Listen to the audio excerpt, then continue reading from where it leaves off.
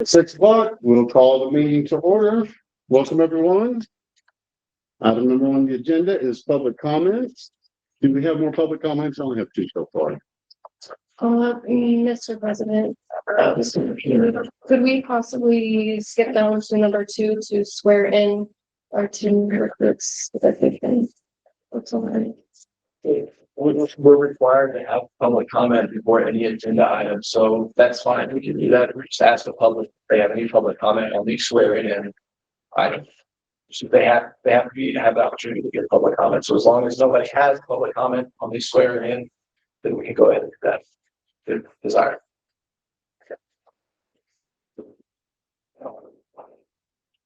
I don't see any comments on the swearing in, so I think we'll be okay. That sounds fine to me. So let's skip to number 2 then, and we'll come back to 1. The swearing in ceremony. Good evening, everyone. Wonderful afterwards there. All right, so I have the privilege today of swearing in actually 2 of our newest officers after just graduated from the police academy. Follows on social media. So that every meeting, I think. You would have seen that they graduated directly already in field training. They started doing great, as we expect. But this is their official pinning ceremony, so their spouses and siblings have to poke them hard in the chest. It needs to be helped too. So they have a quick, their bios are a lot shorter than I've done in the past. So what happens, you know, having telling your comments at the very end. So this is a little quicker. So real quick, Officer McMahon grew up in Savannah, Texas. This is also, you can stand up from up here. Officer McMahon and Officer Steele, look on up here.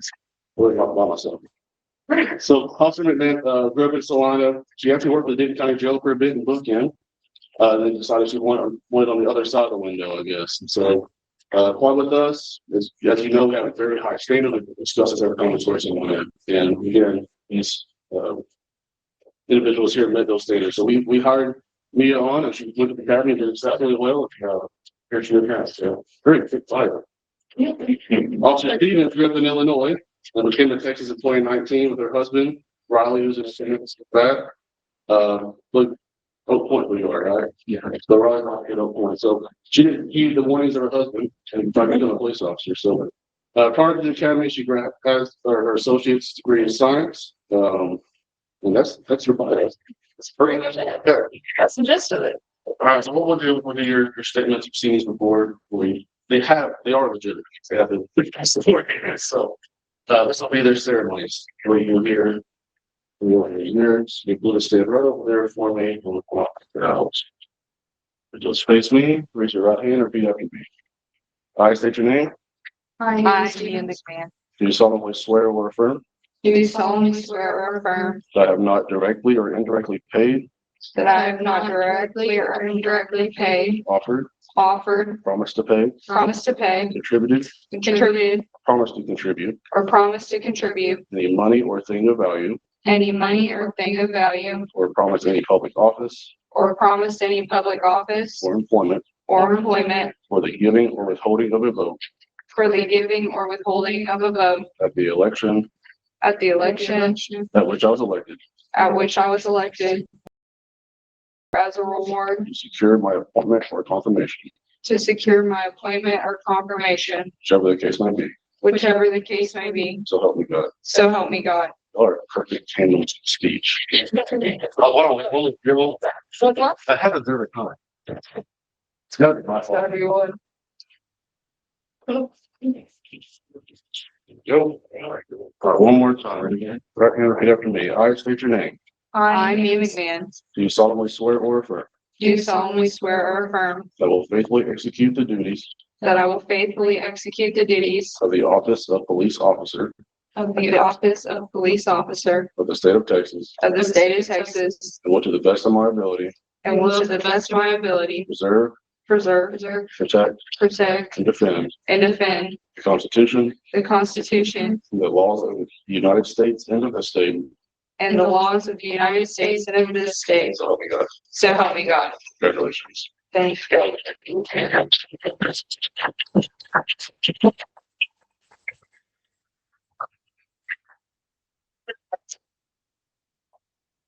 All right, like I said, Officer Stevens is being pinned by her husband, Riley. You want to come on up? And me, I'm going to go in here for a second.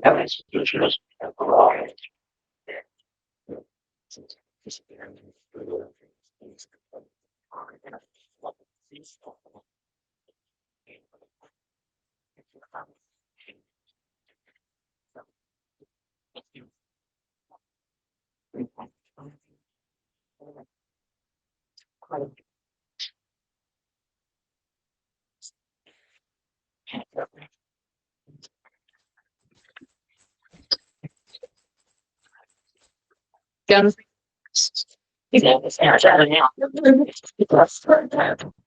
Austin admits that he came about her dad, Donald, who's actually a correctional officer in County Jail. Okay. So it's all, we're not the family here, it looks like. You didn't want her either? I did. She couldn't stay away, Go for it. Try. I do this every day, yeah.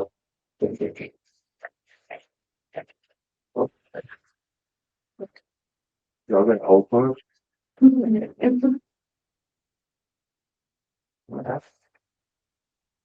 These things, I'm never cheap. Yeah. Oh, What's my life?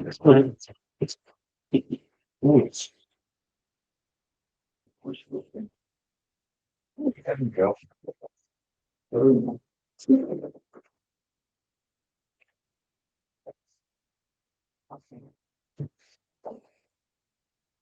If you would.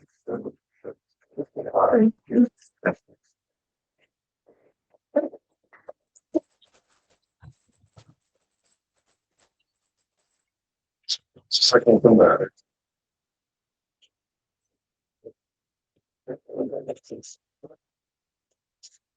Derek, want to give it a whirl? Want to go? What's here? Thank you.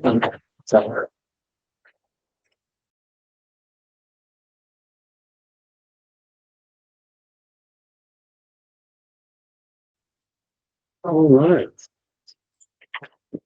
Section number 1, public comments. In accordance with the Open Meetings Act, directors are prohibited from acting on or discussing any new items brought before them at this time. Citizens' comments will be limited to 3 minutes. Comments about any of the agenda items are appreciated by the board of directors and may be taken into consideration at this time or during that agenda item. Please complete a public input form if you desire to address the board. All remarks and questions addressed to the board shall be addressed to the board as a whole and not to any individual member thereof. And the first one is Annie Cook for Maggie Hernandez. As I said, this is a comment from Maggie Hernandez that make it without, and then I think there's some kind of traffic issues. So I told her I would read her comments, but then I'll write it out for the records. Leadership is a timeless role, like when parenting, not every decision we'll make will be popular or life. And the important decisions are these. You are all currently in the position of making one of these decisions. The fact that such important emergency service decisions are left to everyday individuals and not made by qualified experts, it's pretty ridiculous, but here we are. This one has some very real life consequences for real people. The important thing is that you are only thinking of what is best for the district and removing your own personal preferences. The leader is gather all available information, evaluate for possible biases, and make decisions based on the facts and numbers, not opinions and personal preferences. Thus, our population categorizes this as a rural or suburban zone. What are the ISO and NFPA standards for station distance and response time, etc.? You have a former volunteer firefighter on the board, listen to his expertise, and always be wary of vendors who do not want you do your due diligence on behalf of residents. Tonight, I would like to thank the board members who have taken this responsibility seriously and took the time to look at all the possibilities to ensure that the safest choice is being made. It's obvious that Aubrey Fire Department is best for our group, but not for Savannah, when the Little Elm Station is 3 miles closer. The 4-mile distance increases the travel time to Savannah, your higher call volume area by far. Safety should be the top priority. If each community being served by the closest station is not an option, then weighing the call volume history is the most responsible thing to do. If Aubrey is selected now to service both communities, despite that, I urge you to demand a clause in the contract allowing you to carve Savannah out in the future for the safety of those affected, much like Artesia was separated to be served by Prosper. Thank you. Steve Baker. Yes. And I'm speaking on the same topic, selection of fire service. And my concern is, as always, in this realm, the decision needs to be based on response times, in my opinion, alone. And those response times are going to be changing over the next several years as things continue to develop in the area. And there's more and more construction, including of expanding of coverage for fire stations. Well, I'm hoping we can make sure that our contracts are not tied to long-term, that we have the ability to be judicial and judgmental in changing suppliers based on response times, as response times change year over year. So I hate to see us get locked into a cheaper deal for longer term when what we really want is the best service every year, no matter what else happens. Nobody planned 10 to 15 years ago. That's why we're in the situation we are right now with our roads. I'm just hoping we can do that with the fire solution. Thank you. Thank you. Monica Barlow. Hello, I just wanted to follow up on two items that were brought up for the board, last year. And also, so just as a refresher, since we're here. So one is like, we're still missing street signs, in Arrowbrook, and we have been missing some since May last year. We actually have a couple that have fallen and they are located at the HOA office. So we just need to know, like, what's the time frame in terms of when we can get the street signs that were brought up last year to be replaced, and also when we can expect someone to come out to set up the ones that have fallen that we were able to actually like get back. So the other item is regarding the speed limit signs. So last year it was brought up that there's about 8 to 9 intersections where there is no speed limit sign to indicate a change in the speed limit, and this includes the entrance at Tomahawk, where the speed limit changes from 25 miles per hour to 55 miles per hour. So that is a safety issue. Tomahawk has like a speeding issue as people come into the neighborhood. So we do want to get those addressed. So I'm just gonna direct Jennifer. I don't know if you have like seen the emails. I can send it over to you in terms of like the areas that listed. So we have a whole map set out. And then the third item that I just want to bring up is regarding the district park.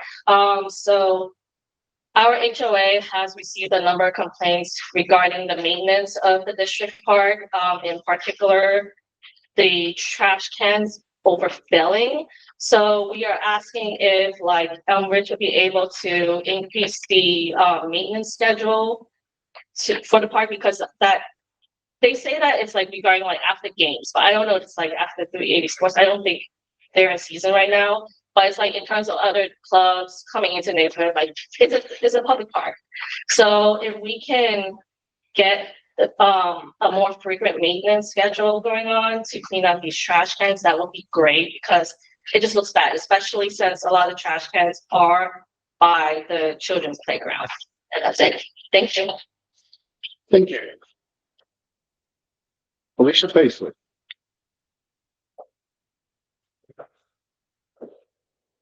Good evening, y'all. So let's rewind to October of 2023, and I was doing just this, speaking out against the board's decision to disregard Aubrey Fire Department, all while the board continued to ignore me. It's actually the entire reason why I decided to run for the board in the first place. Regardless of where I sit in this room, I'm ignored. Now you can bet your bottom dollar that I will be passionate about an issue that I have spent countless of hours educating myself on, talking with firefighters, fire chiefs, the Denton County Fire Marshal, TCEQ, Ryan Williams, Jared Patterson, you name it, I've spoken to them. I did not blindly sit in this room and take every word of the former administration as gold. I actually refused. I asked questions and a lot of them. This apparently makes people very uncomfortable, but we'll circle back to that in just a minute. I was elected to advocate for my community and do what is best for them and the district. I have done my due diligence and I know exactly what will happen if we don't come to an agreement tonight. Because the truth is, Aubrey can walk away. I mean, how much time and energy can we really expect them to waste while the board continually disregards and insults them? Because I can already predict what's going to happen tonight. The board is still going to want to negotiate, even though they really don't have any leverage or power here. And say Aubrey does walk away, then what? Little already said they cannot take us. Well, what happens? Then county steps in. The rate they think is fair is 16 cents of your tax rate. That's more than $50 per month for a $400,000 home. Mind you, we're currently only billed a flat rate of $13.95 per month. It's quite a difference, no? Oh, and who would be our service provider? Whomever the county deems closest. Aubrey Frere, no question. Now, there's a lot of chatter about being careful on who we can trust, and that's true. You should be. Should you trust former directors who never posted the position of general manager, but simply gave it to the sitting president, who was voted off the board a few months later? What, tag you're it? Nose goes? Come on now. Former directors who purchased a damaged out police vehicle or sat silently in the room while an entire police department was berated by former administration? Former administration who abused company resources to access my private, personal email to threaten me prior to being seated? Former administration who runs background checks on residents that submit FOIs? Former administration or directors and council who do nothing and say nothing? Would it be, or they say, it would be different if you were seated? A seated director? Well, let's talk about how it's been different, shall we? I've been a director for 8 months now. I've had 7 FOIs submitted against my personal communication, 3 HR complaints filed against me, and the real kicker, my personal favorite, 1 criminal complaint. That's right. Your former administration tried having me arrested for a felony with the sole intention of getting me just kicked off the board because I was asking questions. Pretty sure that's what I was elected to do. Pretty sure administration and consultants are supposed to be held accountable for their actions. Am I wrong? Now, did I always ask the right person? Maybe not. But these were questions that needed to be asked, and frankly, who am I to trust here? Employees and consultants need to be held accountable. I've spoken with former and current employees that have feared for their lives and their livelihoods. There's a reason for that. I begged them to come forward with their story, but the longer I'm in this, the more I understand why they won't. And I would also completely understand if Aubrey walked away. More days than not, I've talked about walking away too. But I hope you don't. Truly. Because while the board may want to dig their heads in the sand, I have it. The residents have it. And I don't want the last year and a half to be for nothing. And lastly, I would like the board to set aside your pride and give the Aubrey Fire Department the apology they deserve, including the one that we agreed to in the settlement terms. And an apology to the residents of Elm Ridge who continue to voice their concerns, get ignored, and pay the price. That's not why the 5 of us were elected by a landslide.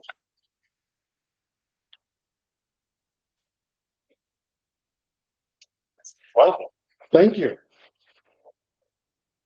Select one, unless anybody else has a public comment.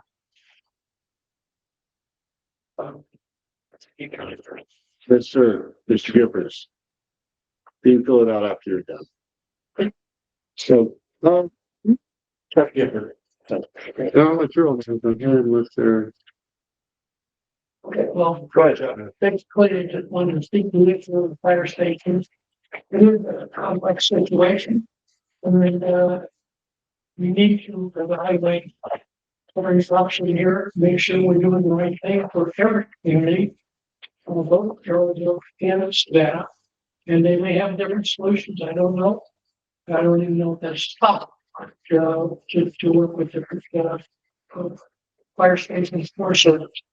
But it is really, a case here where we're dealing with, lives, and we need to make sure that we make the right decision. So if you got it right, we appreciate that. Thank you. Thank you, sir. Was there another one? I think, Mr. Jank in the back. Yes, sir.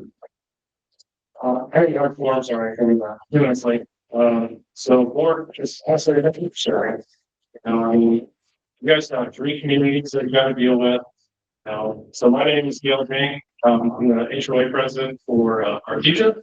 So just we're running one neighborhood is a big challenge. So the fact that you guys have 3 neighborhoods that you guys are responsible for, they all have different works out there, different needs. I commend you guys for searching.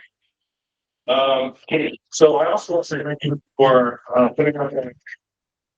That's been a major pain point in our pizza was, not having a barrier to people walking down the sidewalk on the bridge versus vehicular traffic. The fact that it's there, it makes it a lot easier for the kids to actually just, feel safe, feel comfortable just walking down the bridge. So thank you very much for getting that completed. I look forward to working with you on just kind of the finishing of it, what to my point concerns that great off. Teacher Clubhouse is now approved as a community location. So I'd like for folks to do their song and one after that. Stop the board meeting.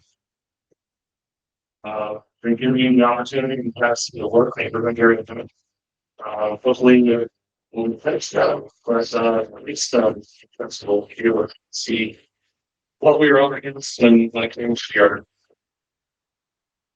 I think some other things that I just kind of want to bring up is just kind of as we have a new property manager in, I'm new to the board.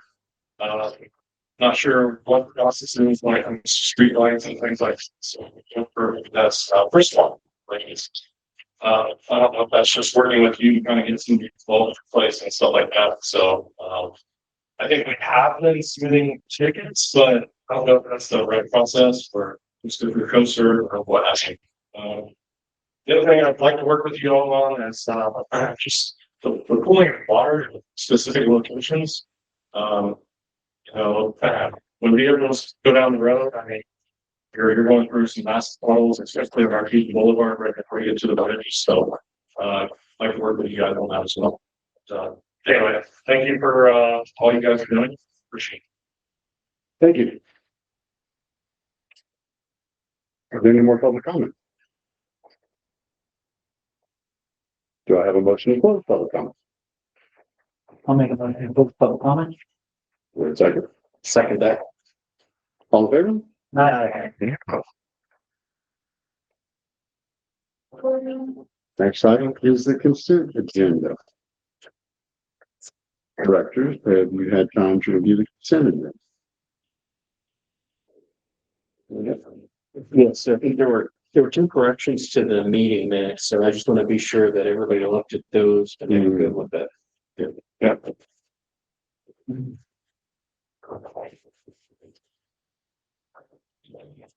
That's really all I had. Minutes, developers report, bookkeepers report, questions? No.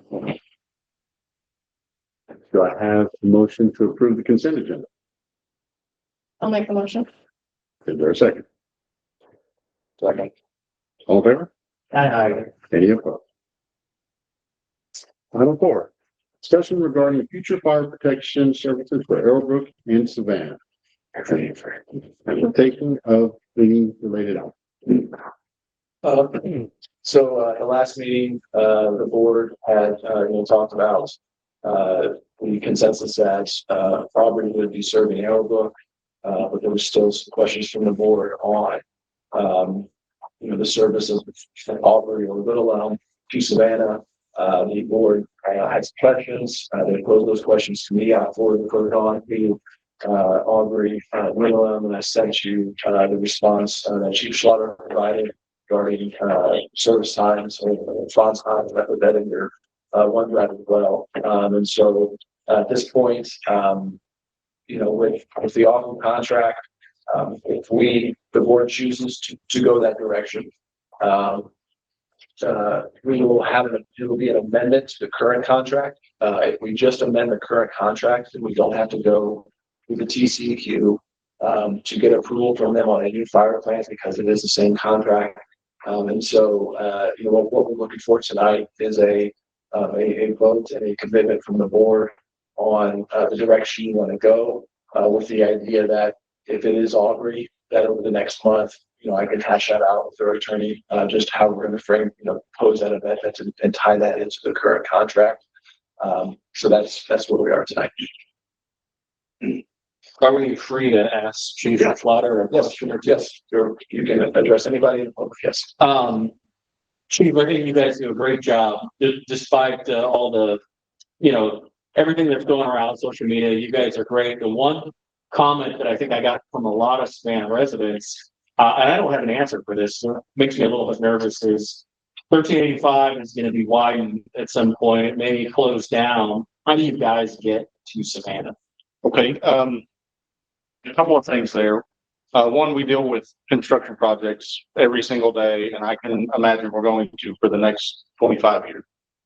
In every direction we travel from our stations, we encounter them. Generally, they don't completely close entire roads. They section them off, build a new piece, put you over there, move you to the other side. But either way, we have a really great working relationship with TxDOT. They bring us into stakeholder meetings.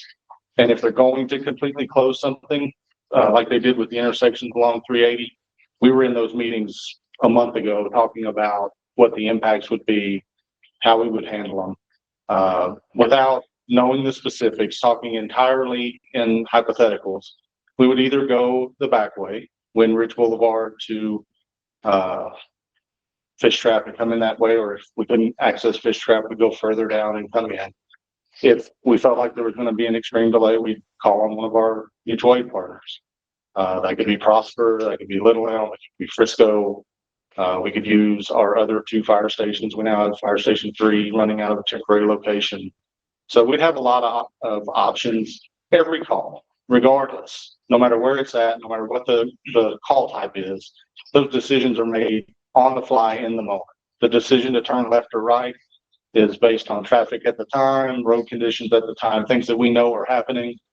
We have our CAD, we can see other incidents that might impact our travel route. We're aware of a lot of things beyond just turning out and going, oh, the road's closed. We gotta quit and go back. We've never not answered a call. We're committed to getting there as quickly as possible. The crews at the station, they don't know who's calling. They're just trying to get there as fast as they can and help. So again, while it's on the radar as a concern, they're working on 377, 2931, 380, 455. Every major road we travel on has construction on it right now. Every bridge in Denton County seems to be being rebuilt at the same time. So we do deal with that every single day. Just to tag off of what, you know, Brandon says, and I agree, and, you know, you have to work through that stuff, and as we were going through this process to see how Savannah is best managed, because that's the concern of the constituents of Savannah, you know, is when 1385 construction's underway, and those things are, and I spent time as a firefighter and EMS professional, spent several years doing it for a while, and so normally there's a plan, and, you know, even though, you know, you kind of roundabout at that, I think what we're interested in is making sure that plans, and of course, mutual aid, that's all the great talking points that you have to give, no offense, but, you know, the constituents of Savannah want to make sure that when that construction's underway, because once you get partway through, there's no turnoffs, you know, from where your station is. You can't just jump into Union Park and cut around instantly. And they want to make sure that, hey, that plan's in place to get you there within a reasonable time, or that mutual aid call goes out within a certain time frame. And I think that's what they're kind of wanting to make sure. I suppose the only certainty I can give you is that TxDOT has never closed us out from a discussion. Okay. So there's no project that we've had to navigate that they haven't talked to us about. So they've not closed us out of those discussions. Yeah, and we certainly would. Brandon's like, your plan B is to go through, you know, Everbrook to Union Park and to this, and this is how, if we weren't blocked off, we would do that, and I think that's what he's kind of asking and alluding to. Yeah, I guess to expand on that, the 5 o'clock today, 1385 is a 2-lane road, you know, it's bumper to bumper. How do you get to Savannah, right? Because I don't want, you know, somebody to have a heart attack or, you know, I know you can call mutual aid. My concern is, how do we get someone there the fastest? That's ultimately the question I got over and over and over, is how do we get people there the fastest? I mean, I would like to jump in at this point. So for those of you who haven't been up to where the new station is going, that section of 1385 has a middle lane the entire way down. A big apparatus with the flashing lights and sirens, they can go around cars. There's an entire middle lane, and there are plenty of spots where you can turn off, whether it be into Arrowbrook, whether it be into Union Park, whether it be on Fish Draft, Savannah. There's plenty of entrances and other ways around. I run up there all the time. Even their secondary route, Wayne Ridge Boulevard, I'm running down that one all the time. There is also a middle lane down the entire lane. They will be able to get through. They really will. Even when Navo and 380 was closed, they were still able to get through. There have not been any complaints about the service that has been provided for Aubrey, even with the construction on 380. Are you justifying our chief? I'm telling you, because I highly doubt that you guys have been up to Arrowbrook, that there is a third lane. No, I've been up there. But the question, the reason why we're asking the question is the same reason that as a director, you want, and the reason, you know, because of all the things that have transpired, you know, just the questions from the constituency, you know, wanting to make sure that the communities are getting the best service and being able to answer our constituency, and the reason why you And want did you it. do that for Arrowbrook? Huh? Did you do that for Arrowbrook when Little Elm was going to be taking us? I did that. No. No. I did that. When Artesia has questions, that's part of what I do. And You so didn't ask Arrowbrook at all when Little Elm was on the table. you're allowed to believe what you want to believe. I'm just following up from my constituents. Chief, I have a question. Sure. Another topic that's come up from people in Savannah is the response time. I've heard that there's some kind of delay if you call, I can't remember which one, but is there any kind of delay? There's a delay if Little Elm were to be your provider, or Prosper, or Salina, or Frisco. So that way I'm not talking about just any one of them. Your police department is on Denton County Dispatch. So only Denton County Dispatch fire departments would not have a delayed response time solely related to the call itself. So if the PSAP, so when you call 911, where your phone rings, which dispatch center is based on your police provider. Because they're in Denton County Dispatch, if you call 911, it goes to Denton County. If your provider is dispatched by Denton City or Collin County or have their own, then that call has to be transferred from Denton County to that other call center. The whole process starts over again. Where you at? What's your problem? What do you need? And that's the delay. And that delay varies wildly from 30 seconds to several minutes. The county fire marshal himself has stated that average delay is 1.5 minutes, 90 seconds. So in drive time, that's a mile and a half of drive time is what 1.5 minutes gives you, depending on how fast you can travel and what traffic conditions are. But certainly that's a significant delay. So it helps to meter the difference in distance, right? So if we start at 0 seconds and we get 1.5 minutes head start, we're shortening the difference in distance from somebody who would have a longer delay. But you know, that's, again, the road construction, that's a very temporary issue. They're going to build that, they're going to work on that for a couple of years. It's going to be done. We're certainly not focused on a year or two. We're looking well into the future. That's our commitment to the area. We're building a $7 million fire station. We're not going anywhere. We're planting our feet firmly in the ground. We want to be your provider. We believe that these aren't, there won't be a significant delay. We believe that we can get to any area, certainly with the exception of maybe directly across the street from the far west side of the district. we think we can make it to nearly any point in Savannah faster than any of our competitors. But I certainly understand your concerns. But as far as dealing with traffic, we do that very well every single day, as do all of our partners, competitors, however you want to look at it. They deal with the same issues we manage. Certainly not ideal that we cram all these people into these little roads, but we do find a way to make it every single day. Mhm. So with 1385 being closed, how's that real-time affected responses? I'm sure you're tracking it. Have you had challenges? It's never been closed. Well, my the knowledge, I entry, mean- no, to 380. That had to be a big bottleneck and back traffic up and. We had some issues as they closed the various ones. Probably the biggest one that had any impact on us was when they closed Navo and 380 briefly. But there's a cut through where we just simply cut around through the neighborhood to pop out on 380. So there are inconveniences, and the delay varies on time of day and how many cars are there. But we generally go around. Right now, the biggest issue in our area that we deal with is 720. And it's because the barriers are too tight and the lanes are too close. So even when we get there, the cars can't really get out of our way. But that's a westbound problem. So we redirect and come from the north instead of dealing with that over and over again. So again, we do what's best every time we get a call. If we know there's a delay, we try to come from a different direction or we call for other resources. And then it depends on the call type.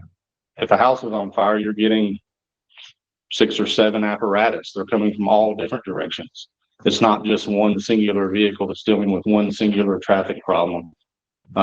So it's very dynamic. But you can't really apply that one theory to all these different things.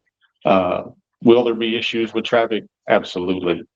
Will we do the best we can do? Absolutely. You have my commitment that we'll call for help if we think they're closer than us. We do that today, depending on the call type. Once again, if it's low acuity, low risk, we go ahead and respond. If it's high acuity, life safety issue, then we call for other people to help us out, and they call us. We've done it today already. Well, I'll say for myself, I have high confidence in your competence as a chief and as a department, and you have my full respect. No disrespect ever been intended. We've had a little bit of a bumpy road over the past year, and I mean, a couple little ripples. there's been times we can't talk to each other, right? And so you and I haven't got to know each other as well as we will.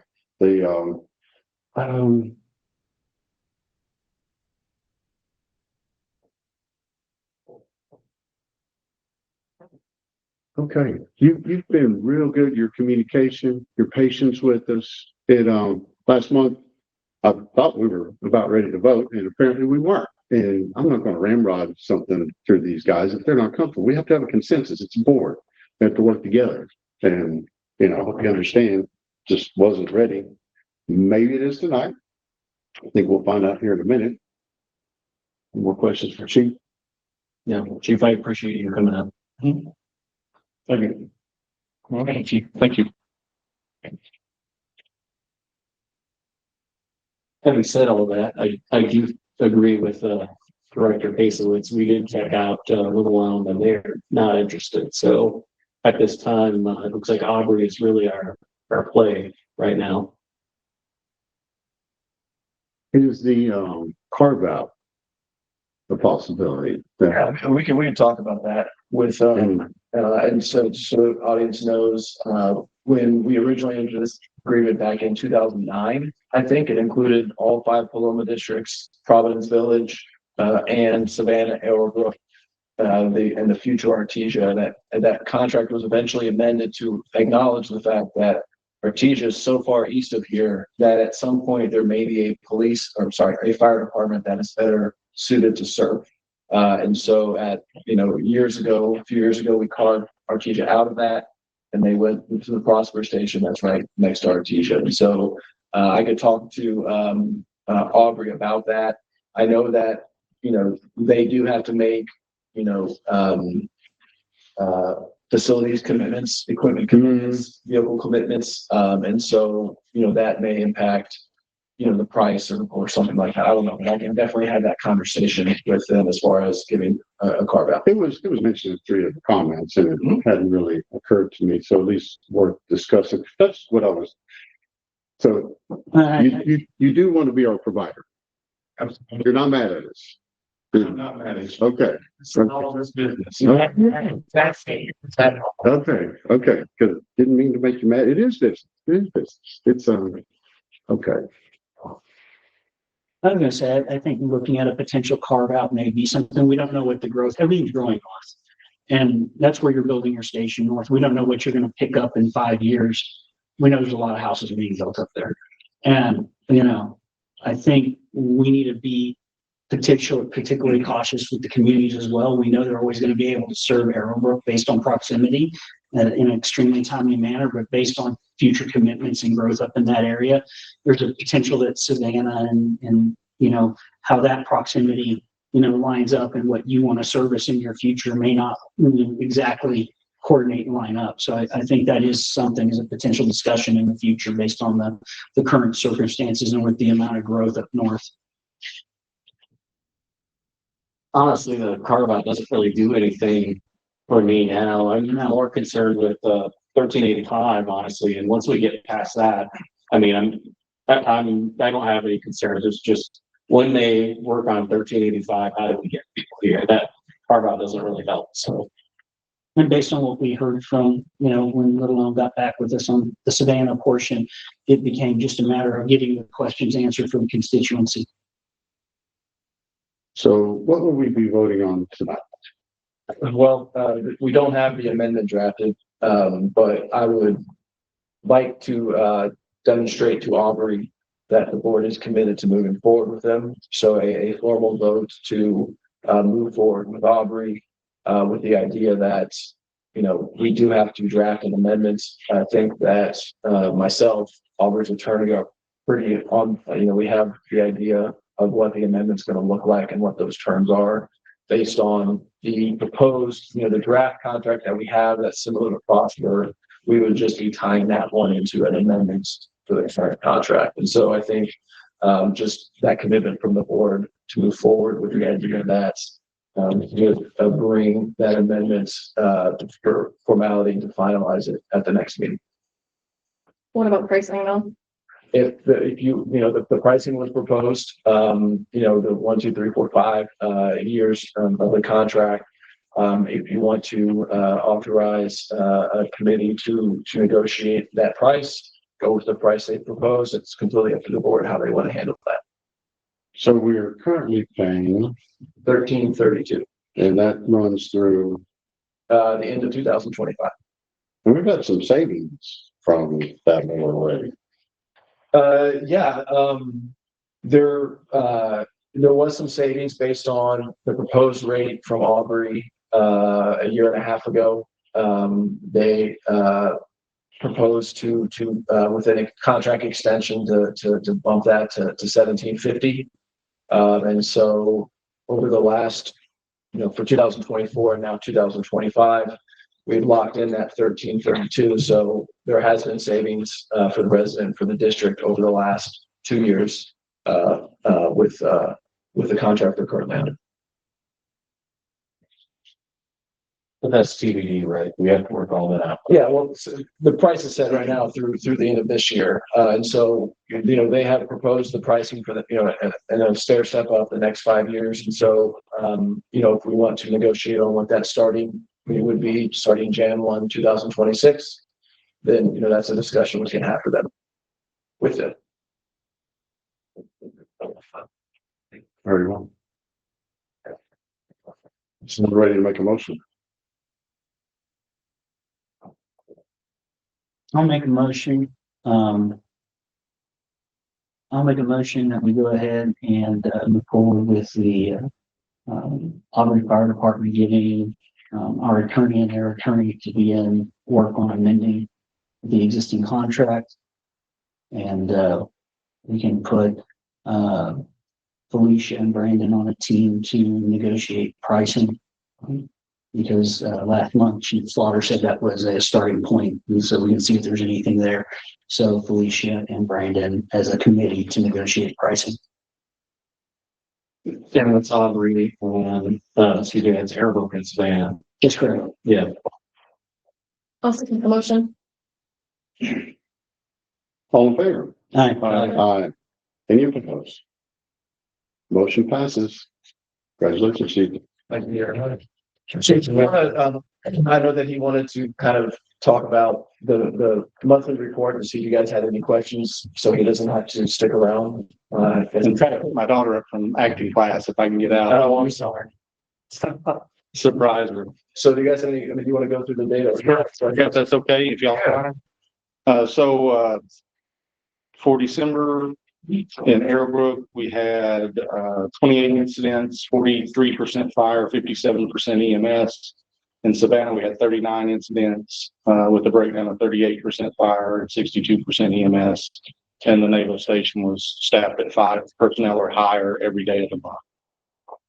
I'd be happy to answer any questions you might have about those calls. When you say 38% fire, those aren't all fires. No, it's a misnomer. Fire is anything that's not EMS. Service calls, fire alarms, CO alarms. Do we have any fires? We had one in Savannah, right? You did have one in Savannah. Some Dogwood, I think. Yep, not a lot of damage. So How was response? it was pretty good. It was 5 o'clock in the 5-ish in the evening, 4:30 maybe. Our station 2 and 3 made it first. And then I came from Aubrey. I was here too from Old Town. So I can get you the exact time of the first unit arrival, but pretty quick, and they made quick work of the fire. The fire was in the exterior wall of the house. They opened it up and extinguished it. And you were on site? Yes. As was the assistant chief and the battalion chief and the rest of our duty units. I think we had one ambulance that stayed in service. This is totally unrelated, but do you have any issues with fish trap now? Because fish trap is pretty narrow. We don't. I mean, other than when it gets busy, and if you ever want to, you can come ride with us and we'll show you how we do it. But we slow down and we mow right through the middle, and everybody kind of parts the sea for us, and we go down the road. It does slow you down, but we don't stop unless you get to one of those choking points where there's just physically no way for the cars to get out of the way. Everybody knows what we're doing when the lights are on. They know somebody's in trouble. Everybody tries the rest to get out of the way. That night, that particular call, I don't recall any delay. The 3 chiefs were in a row. The battalion chief, myself, and the assistant chief were all 3 in a row coming down 1385. I think we slowed down and went into the opposing lane in the S curve north of Fish Trap. And short of that, we had no other delays from 428 down. We were able to run in our lane or in the turn lanes to get around people at a pretty good clip. And then turned in. It was on the east side of Savannah. So once we turned in off of 1385, we were 2 blocks away. I'll correct you on one thing. You got the one out of I don't know how many ever when I was doing this that they don't care what's behind them. They're not going to move because they're not. There are some of those. And then We had one person stop on a bridge. and flip side of that, you got the ones that wait for you to pass by so that they can bypass the rest of the traffic and get in behind you. Yep. We do have a Krugerville cop that likes it when people do that because he stops them immediately. That's 3 times to drive, and then so on those were the 2 fun drivers. The ones that they don't care what's going on, they're not going to move, and then the ones that get in right behind you because that's their way to bypass traffic. Yes. Any other questions? We did have one split response in that group where one unit was at station 2 and the other unit came from town. So I believe the medic unit was in service and the engine came from station 1. All right. Thank you very much. Thank you. My daughter's gonna love it. Thank you. Item 5, Accept annual disclosure statements for investment officer and bookkeeper. So, Lynn, as your investment officer and bookkeeper, is required to provide certain disclosures on an annual basis, specifically that she doesn't have a personal business interest in any sort of investment vehicle that the district uses. So, if he has provided that disclosure, it's in your packet. She has indicated that it's not applicable for any of these questions. She does not have any sort of personal business interest in any of the investment. So you're just accepting her annual disclosure. Do I have a motion to accept this disclosure? I'll make a motion. I'll second. All in favor? Aye. Any opposed? Item 6, approve annual audit report for the fiscal year. So the audit has been sent out to you guys. Brian LaPera is here from McCall Gibson Sweet with Barfoot, who is your auditor. And he will be providing me hard copies. He'll be running through, giving you a kind of making 30,000 for the audit. So we have until the end of the month to turn it in, or send it to the TCU. So if there are questions that will meeting, you should wait about a week or so before we finalize and submit it. So I will turn it over to the esteemed Mr. LaPera. Ryan with your Chicago. We saw each other like a month or so ago. So if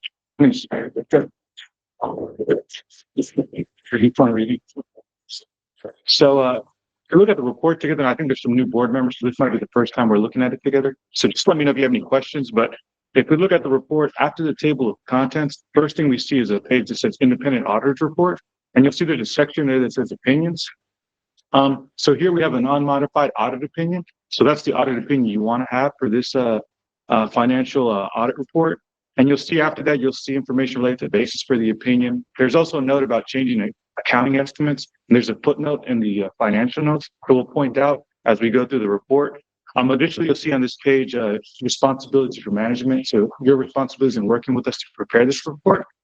The next page shows high level our responsibilities. And at the bottom, you'll see information related to required supplementary information that we'll look at briefly as we go through this report. And page 3 also highlights another section, supplementary information. So it gives you kind of high level information about that, but we'll go through a lot of this together. And I'll point out areas that I think will be of interest to all of you and kind of how to navigate this report. So beginning on page 4, you'll see this section is called Management Discussion and Analysis. So great starting point to navigate the report. It explains how the financials are presented.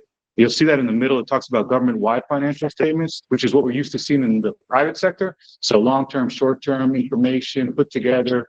Anything, anybody that's looked at financial statements out there would be familiar with that layout.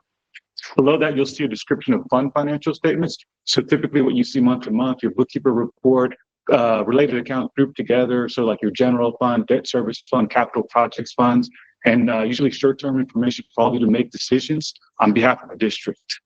After that, if we continue on, I'll point out to all of you on page 6, you'll see there's 2 tables, and this is an analysis of your government-wide financial statements. So what you'll see here are this year compared to last year, and then there's a column that shows what the variances are. So the first table shows your balance sheet, and it shows 2024 to 2023. And if we look at this together, you'll see total assets went up by $36.4 million between both years.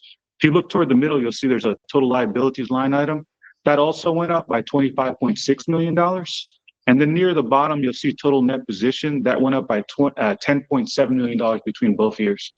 And then if we look further down, you'll see there's a table that shows your income statement, compares this year to last year, and it shows what the variances are. So if we look kind of that first section, you'll see total revenue went up to by $4.9 million between both years. You'll see expenses also went up by $4.9 million between both years. And then you can see how that impacted the net position, the changes related to it as well. After that, you'll see kind of highlights. A lot of what I just discussed with all of you a second ago are kind of laid out in page 7 and 8. So one more wonderful kind of navigating starting point for looking at the financial statements and the audit itself. Beginning on page 9 and 10, you'll see a statement of net position and governmental funds balance sheet. So this is your balance sheet. And you'll see columns for each of the different funds. On page 10, you'll see a total column. Right next to you, you'll see an adjustment column. And that's where we incorporate the long-term assets. And then that last column is titled Statement of Net Position. That column ties back to that top table for 2024 on page 6. So when we talked about the balance sheet, this is where that number flows into. The next pages, 11 and 12, are the other side of the balance sheet. So here you'll see liabilities, fund balances, and once more you'll see columns for all the different funds. You'll see a total column on page 12, adjustments where we incorporate long-term liabilities, and then that last column once more flows back to page 6, that top table. If we continue on and we look at page 14 and 15, here you'll see statement of activities and governmental funds, statement of revenue, expenditures, and changes in fund balances. So your income statement. And you'll see once more columns for each of the funds. You'll see a total column on page 15, an adjustment column, and then that last column is titled Statement of Activities. It ties back now to that bottom table on page 6 for 2024. And I'll point out one column here to all of you because I think it's of particular interest. If you look at page 15, you'll see the column, the first one is titled Capital Projects Funds. Sort of near the middle, you'll see there's a negative $9,985,841. So that's your deficiency of revenue over expenditures. So that number jumps out to me. And I want to point it out to all of you. That was covered and funded by the long-term bonds you sold last year. So right below that, you'll see there's $23.8 million. That's for proceeds from issuance of long-term debt. So I want to just show you how you cover that and where that comes into play, just in case, a week from now you look at it and you're like, gosh, negative $9 million. Where's that number being covered and what's it related to? And it's related to your capital outlay. So you'll see a little bit above that $8.6 million. That's the primary cause of that. And that's capital outlay for some of those assets. So if we continue on from there, if we look at page 17, this is going to be notes to the financial statements. So this is where we work closely with Jonathan and the team in particular to make sure that anything that needs to be updated is updated in this. A lot of the first notes will be similar to what you would have seen last year in terms of wording for previous board members. For new board members, kind of a great rundown of kind of accounting principles, just wonderful information to know that ties back to the financial statements. But I'll point out a couple of notes for all of you to look at in particular. And the first one I will point out to all of you is on page 30. So if we look at that page, you'll see note 6. It talks about capital assets, and you'll see a table in the middle that shows your capital assets as of August 1st, 2023. Then you'll see there's a column that says increases, and right next to it decreases. So you can see the activity of what happened throughout the year. And then that last column shows where the district ended at in terms of capital assets as of July 31st, 2024. So it gives you a run and breaks everything down by line items. The other footnote that I'll point out to all of you, if we continue on a little bit, is going to be near the end of the footnotes. If we look at page 39, note 17, you'll see here's a little more information related to those that bond sale that I mentioned a moment ago that we could see in your income statement. So you'll see it gives you a recap of what the amount was for, when it occurred, and what it was for specifically. And it's in that paragraph. So it kind of gives you a great reminder so you don't have to go back and find that reimbursement report or the POS or any of that stuff that we looked at last year. The other thing I did want to point out to all of you, I mentioned it briefly, was that a change in accounting. And it has a little good note here, but if we look at it, it's on page 26. And if we look at note 3, you'll see it near the top section. So it describes that prior period adjustment, and it's laid out in that paragraph. But essentially what happened is we had, overestimated what was due to the developer. So it's highlighted there. We adjusted it. So the impact there is there was actually an increase to like your net position. So it kind of lays it out right there for you. Just want to point that out, and it ties back to your mention that I saw in the independent auditor's report page. So if you have any questions, just let me know about that. After that, we continue on and we look past the footnotes. If we look at page 48, this is going to be the first set page of the required supplementary information. So here what we see is a comparison of your general fund budget, and we're looking specifically at the amended and final budget, so the second column, and it shows revenue and expenditure amounts that were budgeted. And then right next to it, you'll see the actual numbers. And then the last column shows what the variances are. So you'll see revenue was budgeted, and it came out to be a little bit lower, $506,000 less than what was budgeted.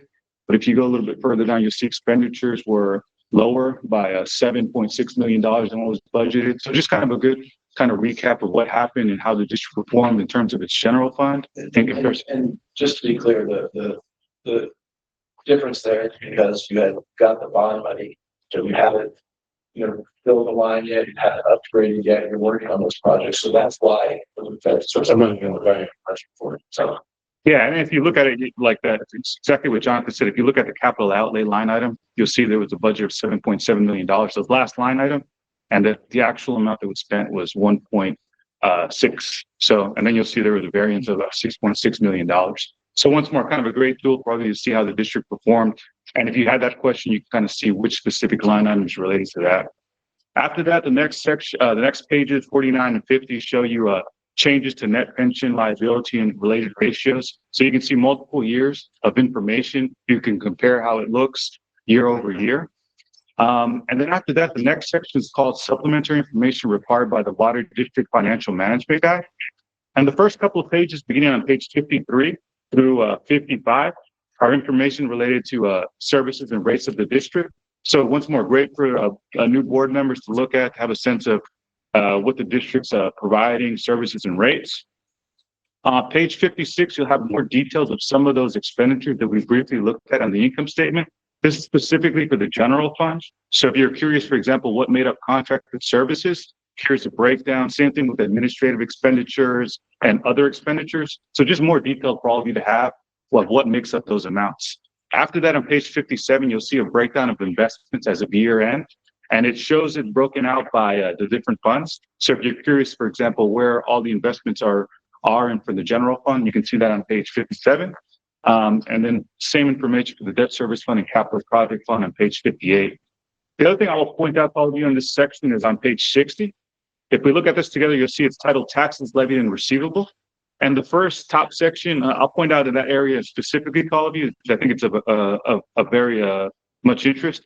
It shows property valuations from 2023 to 2020. So you can kind of see where the property valuation started and, you know, where it's at as of 2023, you can see the growth. You can also see collections and tax rates. So just great information for all of you to have and compare year over year. After that, the next couple of pages are all related to your long-term debt service requirements. And you'll see the first couple of pages all break down each series of bonds. So if you're curious for about any specific series of bonds of what the principal and interest payments are, they'll be included in those pages. But if we look at page 75, it aggregates all those debt service requirements together. So you can see what the district needs to pay for all its debt service requirements. So you'll see a principal breakdown, interest breakdown for each of the years. After that, there's another great kind of schedule to look at in terms of long-term debt. It's on page 76 and 77. Here you'll see changes to long-term debt. So on 76, you'll see the original bond issuance amount for all your long-term debt. You'll see what was outstanding as of August 1st, 2023. And then on page 77, you'll see the principal payments that occurred throughout the year. You'll also see interest that was paid throughout the year and what was outstanding principal-wise as of July 31st, 2024. So that way it kind of gives you another recap of what happened in terms of long-term debt. You'll see additional information about changes in long-term debt on 78 and 79. And then if we continue on, there's two comparative schedules I'll point out to all of you that are just great for all of you to have to see how the district's performing. The first one's on page 80 and 81. So here we'll see a comparative schedule of revenue and expenditures for your general fund. So here you'll see 5 years of information for revenue and expenditures, so dollar amounts on page 80 and part of page 81.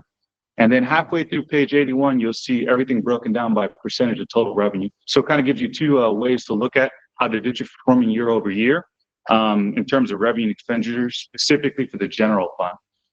And then if we continue on and we look at page 82 and 83, here you'll see a comparative schedule of revenue and expenditures for debt service fund. So similar information, but specific to the debt service fund. You'll see dollar amounts for revenue and expenditures from 2024 to 2020, and from 82 to half of page 83. And then halfway through that page, you'll see everything broken down by percentage of total revenue. And then lastly in this report, well, I'll point out to all of you is on page 84 and 85.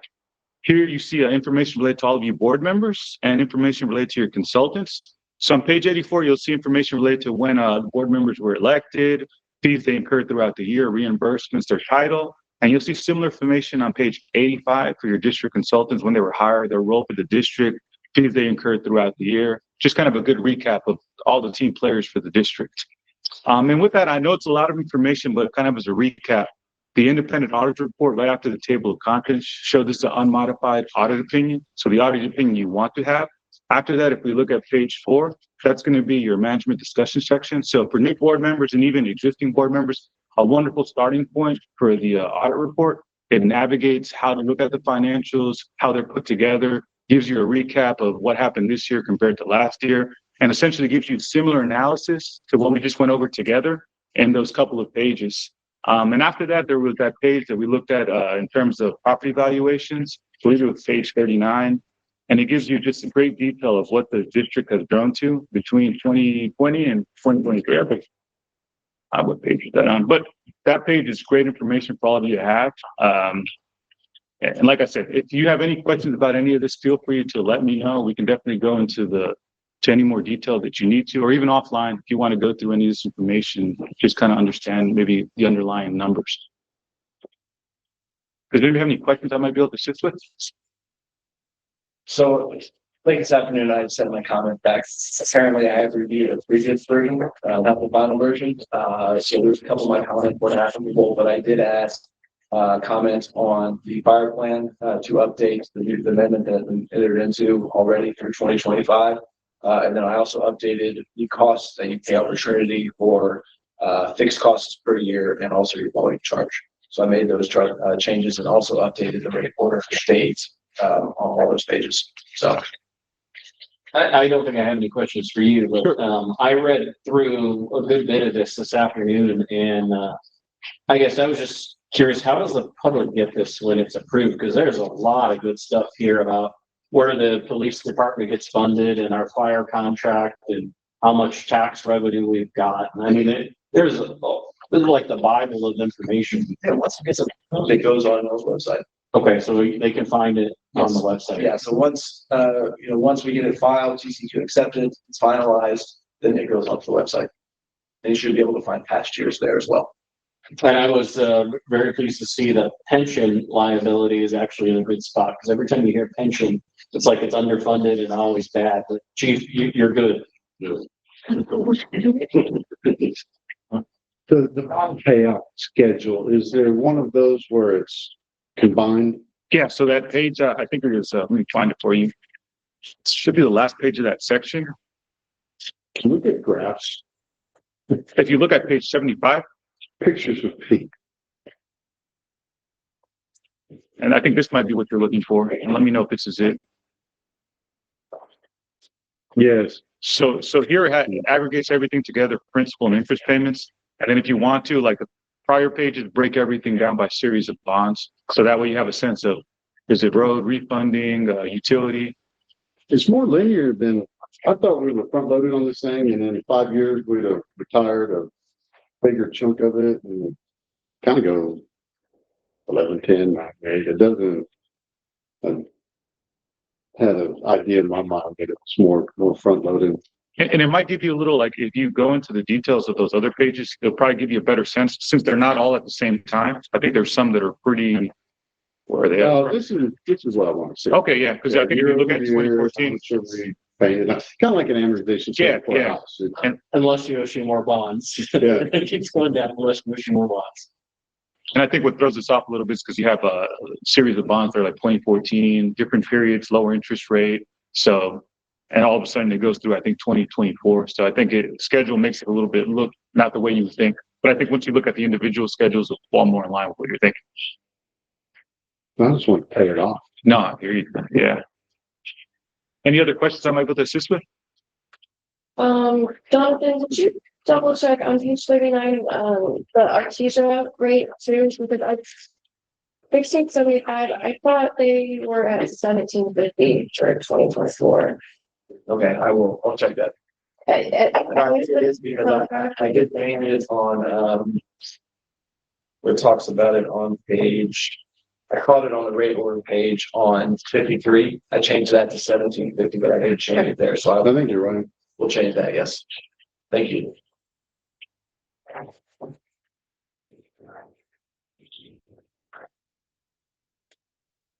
And then the only other thing I'll share is I did provide a board representation letter. So if you look at it, I think it's right there. If all of you could sign it, and all it essentially says is it's pretty self-explanatory, but essentially that your representation for that, really at the end of the day, that there's nothing that you're aware of. that could have impacted this report and didn't let us know about it. If you have any questions, let us know. And there's a duplicate copy, one for us and one for your district attorney. And then there's a management letter. Everything that you would have seen in that email that we sent out about a week ago will be included in that as well. So it's a lot of information. And if you have any questions at all, even afterward, don't hesitate to call us, reach out to us. We're happy to go through this and make it as easy to understand as possible, because I know it's a lot sometimes to look at, especially if you're not, working in kind of public accounting and all that. It's a lot different. There's no schedule of equipment or anything like that in here. I didn't see that. It would be in the, let me see, that capital assets table that I pointed to you. That.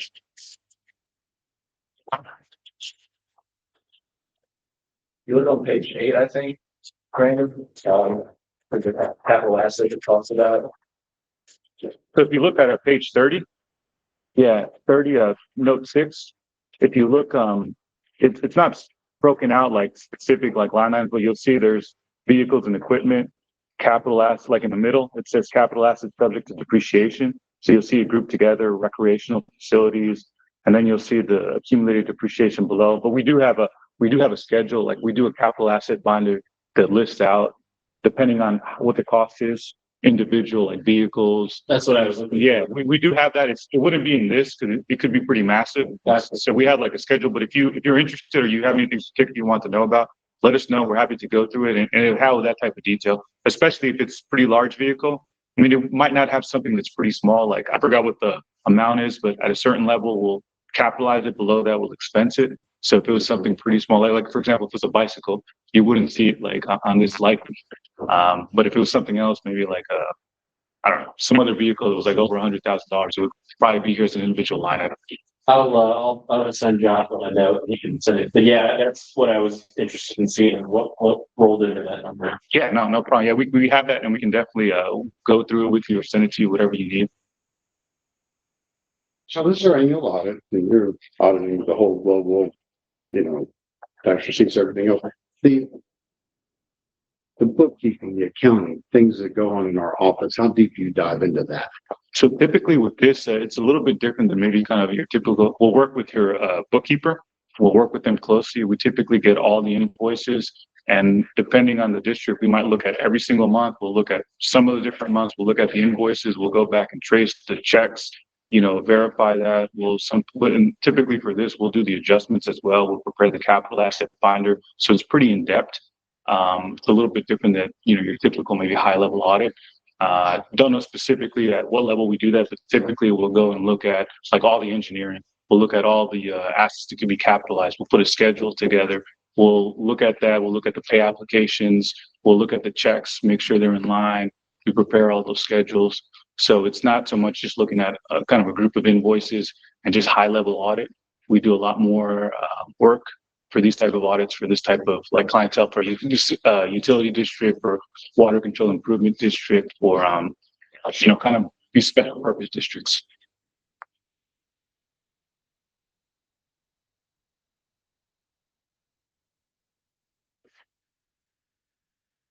No question? Fernando? So The motion, the motion would be to approve the audits with the changes that we've discussed here tonight, the recommendations, and authorize them to be filed. If you want us to wait a week, we can do that. If you guys have questions, but otherwise, approve it to get it filed. You have 180 days from the end of your fiscal year. So, end of January for you guys, it's your fiscal year, July 31st. okay to approve it, or do we need time? I'd like to go through this maybe at a time. I like to read it. You want a week? Yeah. Okay, well, that's fine. So if they have suggestions or changes, do you want us to make those changes, or how do you want to handle that? Because if they review it and they say, hey, we want to change this or this needs to be changed, then, it's obviously different than what was presented to the board as a whole. So Can we redline it like you guys do with like the minutes? Possible. Yeah, yes. So if you want to make a motion to approve it pending any non-substantive changes from the board, I think that we go that way. That's fine. Yeah, I don't think I'll have any changes. I just wanna go through it a time or two and get, scheduled assets and things like that, so.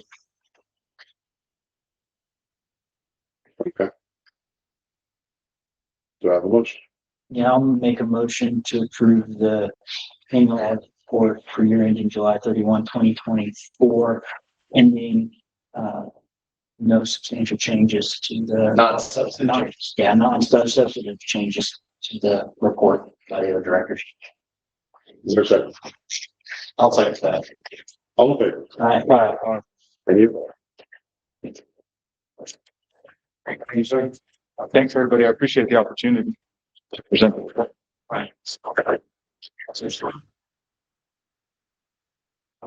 Number 7, engineers report. Thank you, Mr. President. So for tonight's engineers report, I'm happy to announce that the 2024 annual street maintenance project is finally completed, including the punch list items. So later in my report, I will be asking for recommendation to accept the project. For item B, C, and D, I have nothing to report on those. On E, I have 3 pay applications for the two pathway expansion project. The first one being the pay application 11 in the amount of $37,884.80. And the second one being in the amount of $51,279.68. And the third, which covers the 2 outstanding change orders that came out from the punch list items in the amount of $2,717.29. We have to vote on that before. You can vote, and then if you guys wanna ask questions about these invoices and then vote on them, then we can move to the next one. This whole project was 500,000, Yes, because of about, and so these are all just pieces of that. It feels like I'm writing a lot of checks. normally they issue monthly invoices, so as the work progresses, we pay them. So this is normal part of the scope. It's not anything extra or. Yeah, so all the change orders that came up, we brought them to you all for approval on those. So I think right now we stand about 26,000 in change orders, which for a 500,000 project is not bad at all. Because normally we look at 10% contingencies. Was it itemized as far as the 37,000, 51,000? Yes, so I do have all the invoices with the items. Okay, yeah, Jeremy Jones is the developer over there, so he can answer that.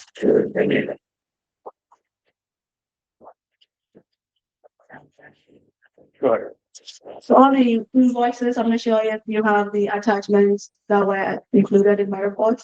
So all the invoices do have the itemized list on the contract, including the quantities and how much work was completed. Oh, they're all there. There's a lot, yeah. Yeah. That's all. Yeah.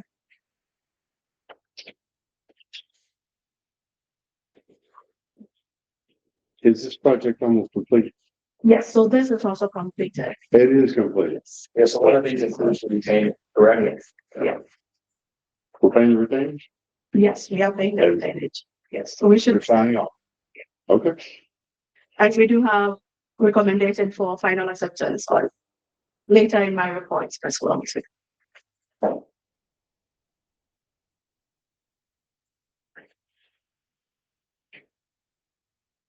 Any questions on the developer invoices on that Parkway project?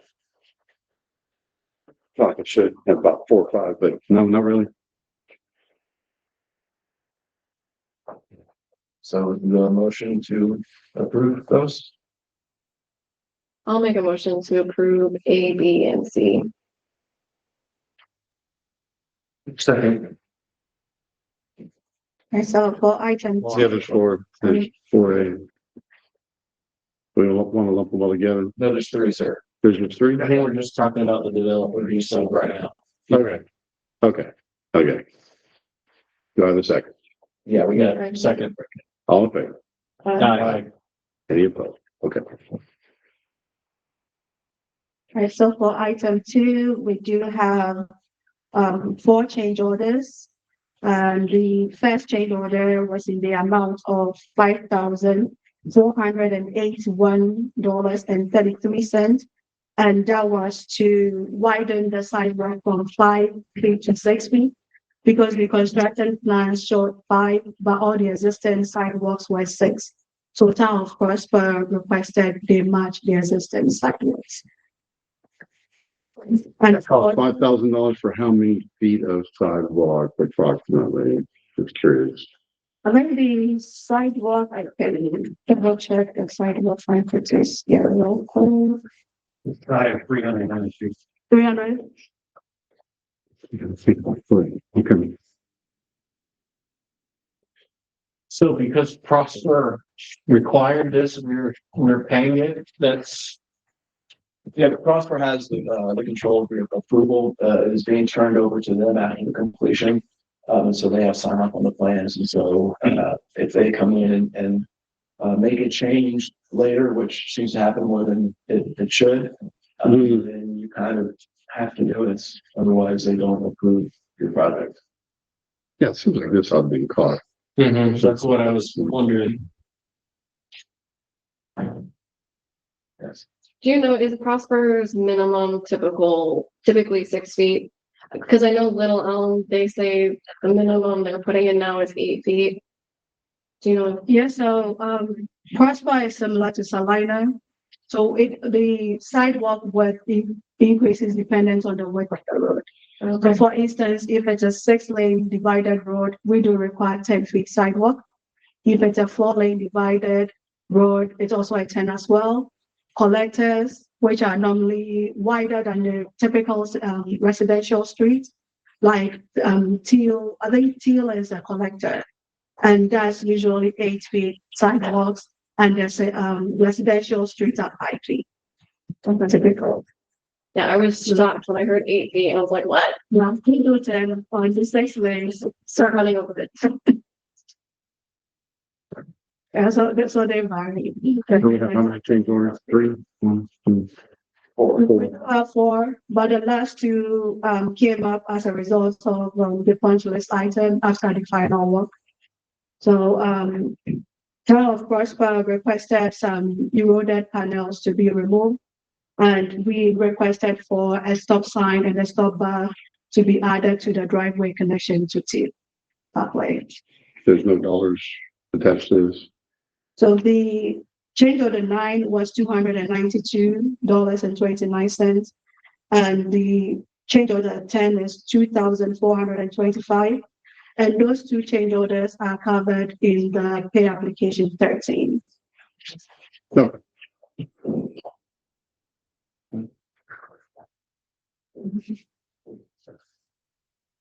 Any more questions? Can I proceed? Yeah, I make a motion, we proceed with, item 2 change orders. So that'd be A, B, C, and D. Is there a second? Also, like, All in favor? Any opposed? on item 4, we do have an invoice from Coastal in the amount of $5,388.05. And this is to provide power to the new Artesia water meter vaults that will be added as part of the Upper Trinity and Artesia water project. This is Big Trap 1385. So this will be close to what's the name of the subdivision? Union Park. So it's a little north of Union Park. It's the west of what West. Wynwood, so where it comes in, Yeah, correct? right, Catherine? Union Park. Right, it's that corner, like the south. For a meter? For the vault, yes, we are relocating. So the old vault will be abandoned. We are relocating it to a new location. Okay. But it's already baked into that project though, right? The vault is, but not the power. It's on Windridge, you said? Union Park, Windridge? Windridge and Union Park. Vault. Okay. So for accounting, this gets paid out of that project. Should be, yes, sir. Okay. Do I have a motion to approve the pro-serve invoice? I'll make that motion. Is there a second? Okay. All in favor? Aye. Any? On item F, we are requesting for the 2024 annual street maintenance project as well as the Teal Parkway extension project to be accepted. Since they are all completed and final punch list items have been. Are you happy? as well. Okay. You move on to the next chart. So it's Teal expansion, Arrowbrook Park expansion was on there? This is It's just the Teal road on Parkway. Teal. We had to pay for some of the expansion. It's a short strip in front of the apartments. Okay. And a lot of landscaping, right? Yeah, I know. Look good. So we're signing off on street maintenance for the 3 communities and the Teal Parkway extension. Engineering is happy with the completion of both those projects.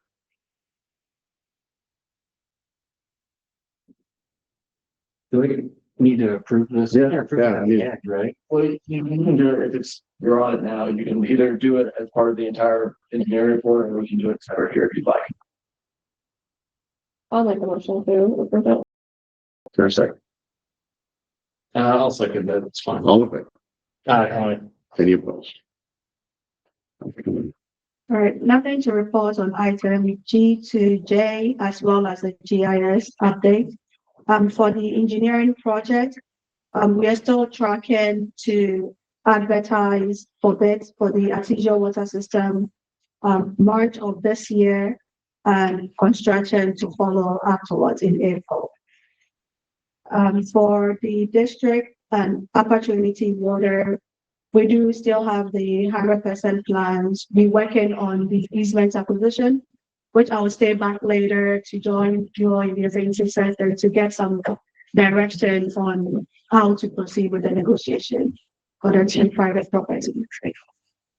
And for Arrowbrook Park, lot expansion surveying will start next week, and I will get with manager Jennifer to go over some milestones for the use of the park, so it will help us come up with a better schedule for construction. Are we still hoping to do construction this summer? Yes, that's the plan. But we try not to interrupt any games or the use of the park, so don't have to get some Heard from creating sports?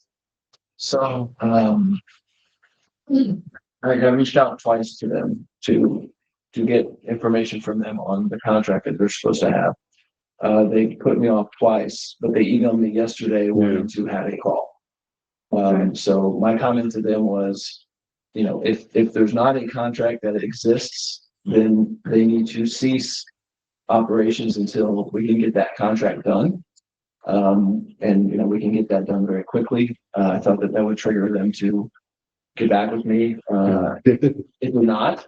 And so, obviously we want to keep that rolling. So I'm going to schedule that call with them earlier next week, and then hopefully figure out where they're at on it. Yeah, because they usually start February. Yeah. So, Yeah, March. Yeah. Yeah. I mean, they're not using it right now, right? No. Hence their aversion to answering me, but when they need it, we'll have it in place. Okay. The Artesia water system, I saw the email about the air gap. We need to make the tank a foot taller, something. Yeah, Is that straightened out? yes, that has been resolved. Did it add expense? I would have to confirm how much it will add to it, but I know it has been resolved in terms of satisfying TCQ. But some increase in expense, I would imagine, because. Yes, there will be some. There's gonna be an expense in the area and Gotta do like a foot taller. Right. That's all I have for you all tonight. I'll be happy to answer any questions you have. I think we emailed over a concern on Hartsfield and I don't remember what the street was, but Separate the roads. yes, have you guys looked at that? Yes, we looked at it. It seems like there have been some erosion under the street and some portion is flapping off. I want a structural engineer to go out and reassess the condition of the bridge before we do anything. But I believe we can fill the gaps either with slurry, concrete slurry, or foam. But I want to make sure it hasn't impacted the structure before we do anything. Okay, so you guys are still studying that. Yeah, so I have a meeting scheduled for next week to go with a structural engineer to go look at it. Got it, thank you.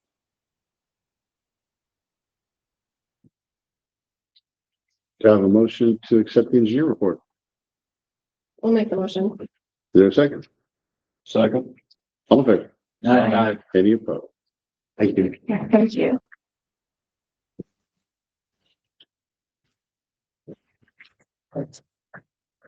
Item 8, discuss status of acquisition of easements relative to the construction of the water line. So as we discussed at previous meetings, there are two private landowners that we need easements on for that Artesia water line that's going to be northeast of the school. And there is a map here included kind of showing where that would be. And there's just two little pieces up here in the northeast corner. The company that you retained in order to handle the condemnation proceedings, if it goes that far, and the easement acquisition has done the research and provided you with an initial offer recommendation. As part of a condemnation proceeding, you have to provide an initial offer, and then they have time to reject it, and you send a final offer. So it's this process, and so they have their recommended initial offer there for the two pieces. They're pretty small little pieces. I know we have a lot on the agenda. If you want to discuss the offer and the amounts, I'd recommend that we go into closed session, and we can go in there and do it now, so we don't keep Catherine here all night. Or if you're confident in the initial offer and the amount that's recommended from your consultant, then you could authorize moving forward with that amount. Initial offer. On that spreadsheet, it's on the right. Yeah, probably you. Talking about $15,000. Yeah, these aren't big numbers, so it's gotta be a small property, right? Yeah, you look, we can't really see it that well on this map. One is 7,000 feet, one's 1,600. I think that's 7,000 feet is like less than a quarter acre. yes, yeah. So there are 30. Okay, there's two tiny little pieces that are up here, kind of that just jut into the line can use is buried.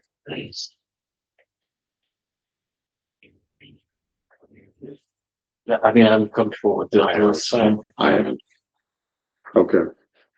A motion to approve the, Initial offers. okay, I have a motion. I'll make a motion to accept their initial offers. Is there a second? Second. All in favor? Any opposed? Catherine, do you need anything else on that? No, Okay. we'll make the all finals, and if we have any comments out with it. Perfect. Thank you. Thank you.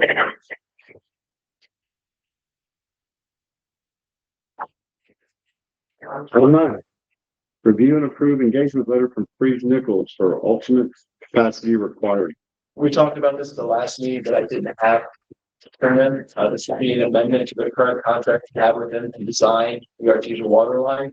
But as we discussed, TCEQ requirements requires a certain amount of gallons per minute per connection for a standalone system. And Artesia does not meet that right now, but it doesn't meet that right now because you have the backing of Opportunity that provides that backup if you need it. You are not a standalone facility, and so this alternate capacity application is going to be an application to TCEQ to say, here's our system.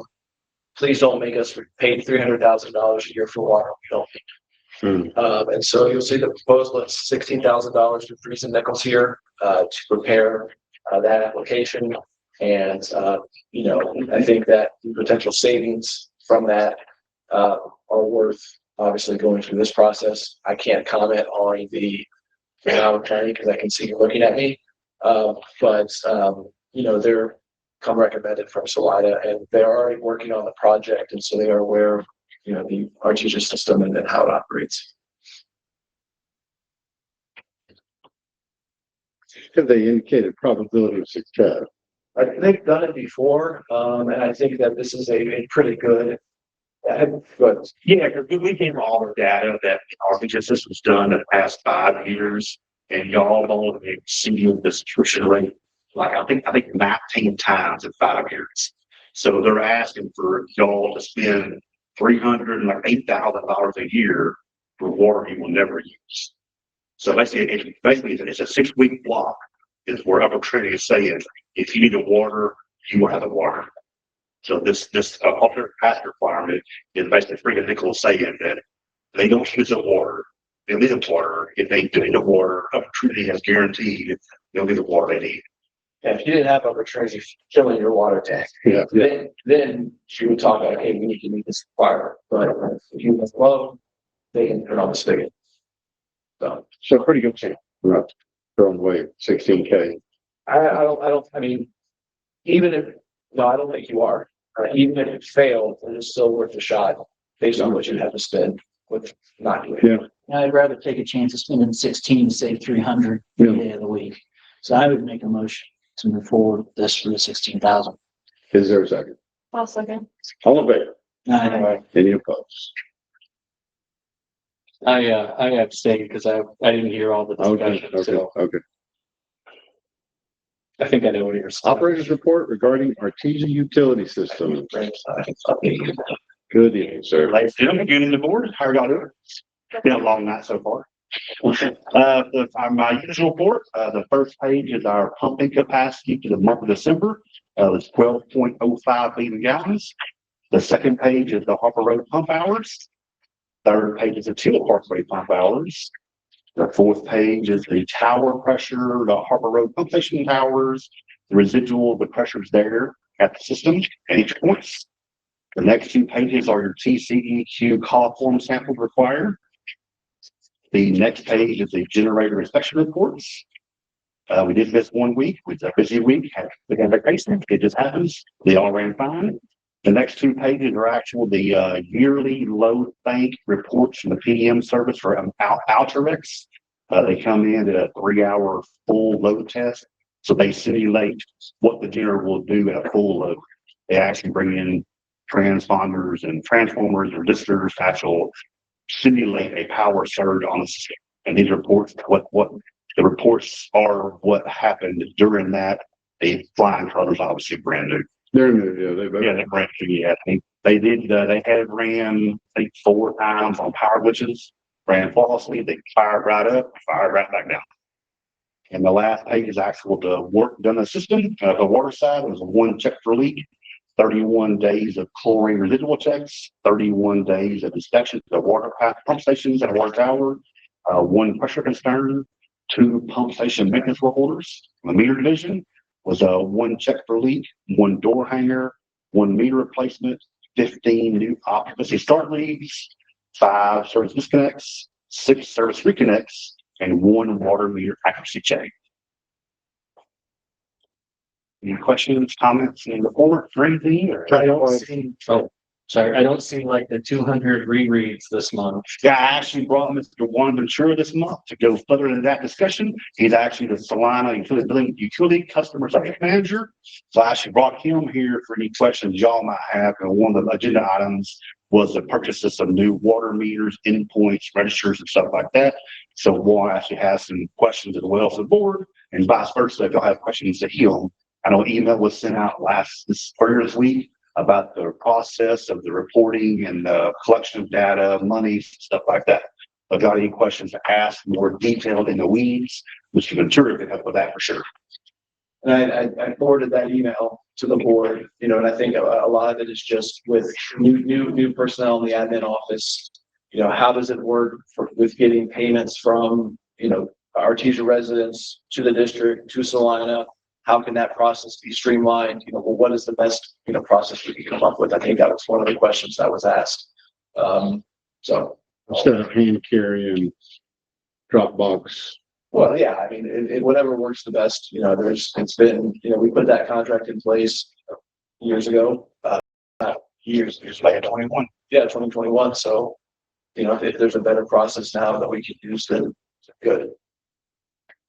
Chris, rereads, that question, because we've had high numbers of them. We don't see it here on this report. Well, I didn't bump on here. Okay. One, I have more data for you. Okay. I know as the months progress, they're going to keep getting worse. The endpoints are past their life cycle, or it's still going to get worse. I guess the question for the board and going forward is on meter replacements, do we have the authority to go ahead and replace what's needed? And if so, do we get meters capable of an AMI and AMR system? Or quantify what's needed, like, what does that mean? So an AMI system would be a one to where, like Savannah has, we can actually read the meter from a satellite base station. That'll give more accuracy on the detection, preliminary detection. Customers can have a app on their phone that'll alert them of a 24-hour consumption. At this moment, we don't have that access right now. No. All we have the ability to say, hey, you have a leak. Send the guy 14 miles to go look and say your water was up on. When we go back up. If we back up, you made the comment, do we have authority to replace what's needed? What does that mean? What's needed? Like, are we just? And as the endpoints go bad, as they cannot be read on the reread, whenever we do read them on the 8th of the month, Written by the third of the month. so about 3rd of the month. So if we go out there and we got to go back out the next day and manually read 245 meters, you know, and we're doing the same accuracy over and over, if we have the authority to go ahead and purchase those, obviously we would let you know what's going on. You know, does Mr. Ventura need to supply addresses of the one that we know are filling over and over again? Or do we go by the manufacturing date? Because they're maybe a 20-year life on the endpoint battery. Do we go by the endpoint? You know, is it 18 years? So getting close. I know in some, you know, we're at 10-year mark. We're doing a meter change out program now at 10 years. Just because you start losing the efficiency of the meter, they start not reading accurately on the water loss. So AWWA and AWWA recommend 97% as your, you know, good or bad, 3% over and under. So we have some meters at 95%, 94%. So we're not getting all revenue that we should be getting. So we're starting that process. I mean, I thought this discussion was going to be something along the lines of, okay, time to get serious about meters. We recommend looking at maybe options A, B, and C, and here's what they are. And then we would probably look at approving. You sound like they're going to chunks, Full system change out. or stages. I mean, there are, if you want to stay with your current meter provider, we can start integrating over the year, have an AMI and AMR systems together at one time, to where we start getting the older ones changed out to the new AMI system. That way it's read by the base station, it's read, you know, without having to drive by it. So we would do it in sections of Artesia. I think we need a presentation kind of. Yeah, These are the things you got to look at. This is the expense, this is the capability. That's why we like it. Something like that, you know. Yeah, that's what I had asked the previous general manager, you know, if he wanted to go that route and start getting more quotes. I had emailed him several vendors that do this. There's dozens of meter suppliers out there. But I'm sure you fellas have an idea of where you think we ought to go with this, or maybe. Yeah, I mean, I think one ran more than I had. I only know of 3 systems that I've used in my tenure of, you know, of Savannah, Elem, and Artesia. What's the unit cost? Just curious, like, Like 25, you know, real fast, and you got a ballpark of a full system change out. I mean, we're sorry to reflect. I mean, that could really place the type of quality you're looking for. If you want a simple action, you want something fast, it has one of those tools. So you can go from between 800,000 at minimum to a little bit of minimum, all depending on how much your equipment you want to change out and what you want to provide to your customers. The AMI system, which he was referring to, is the standard where everyone's going to. So allows customers to be able to go online, to be able to see their data usage, to be able to get alerts when there is a leak, as opposed to waiting a month and in order that bill rise to them, so to see that, oh wow, my water consumption is super high because I had a leak and I wasn't aware of what was going on. Now, a lot of those AMI systems are contract to an extent, right? As you're contracting with that organization. I don't know if this is the same, which would be interesting to find out, but on a lot of contracting organizations, when you get into a contract with them, they have discounted or cheaper meter prices depending on like the contracts and things like that, which would be something that we might look at based on the scope of the change out because under the circumstances, because if you're going into a contract like that for the AMI system, we might be able to get cheaper replacements. Could very well be so. It just really depends on who we go with.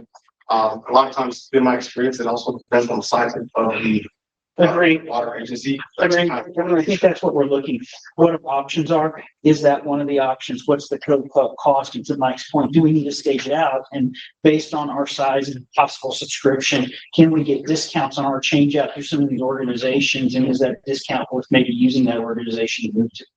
Yeah, God, I know the Badger right now, he gave us a preliminary ballpark quote. It's about $600,000 to do a full system. What we have. Every single meter gets changed out to AMI. That's a base station setup, the training, everything.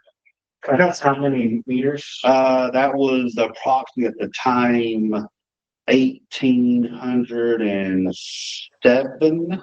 That should cover it.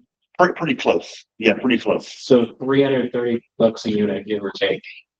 Yeah, I mean, obviously you got bigger meters, but yeah, most of the meters are all the 4-inch meters, so a lot smaller meter. Yeah, I think we need a plan, but it seems like we're doing 200 rereads a month. Maybe that's the pain point. We could target the rereads first and phase them in. But we're missing a trick here. Our new general manager is an authority. She's an expert on water. She ought to be part of this I was discussion. about to say, let's include her, let's get some quotes in here. Let's figure out what the plan is so that we can approve something. And I think where she comes from, they had just changed over systems. So she, she's ran a couple of systems in her tenure as well. So she has experience in that. This isn't something we need to take action on tonight. No, it's just having a discussion going forward, knowing that it could cost you, Ready to figure it know, out. Can we have a presentation by next month, maybe? I mean, I can go from there. I mean, the one thing I gotta find out for sure though is if the meters that we're buying to replace, can those be used if we do go AMI system?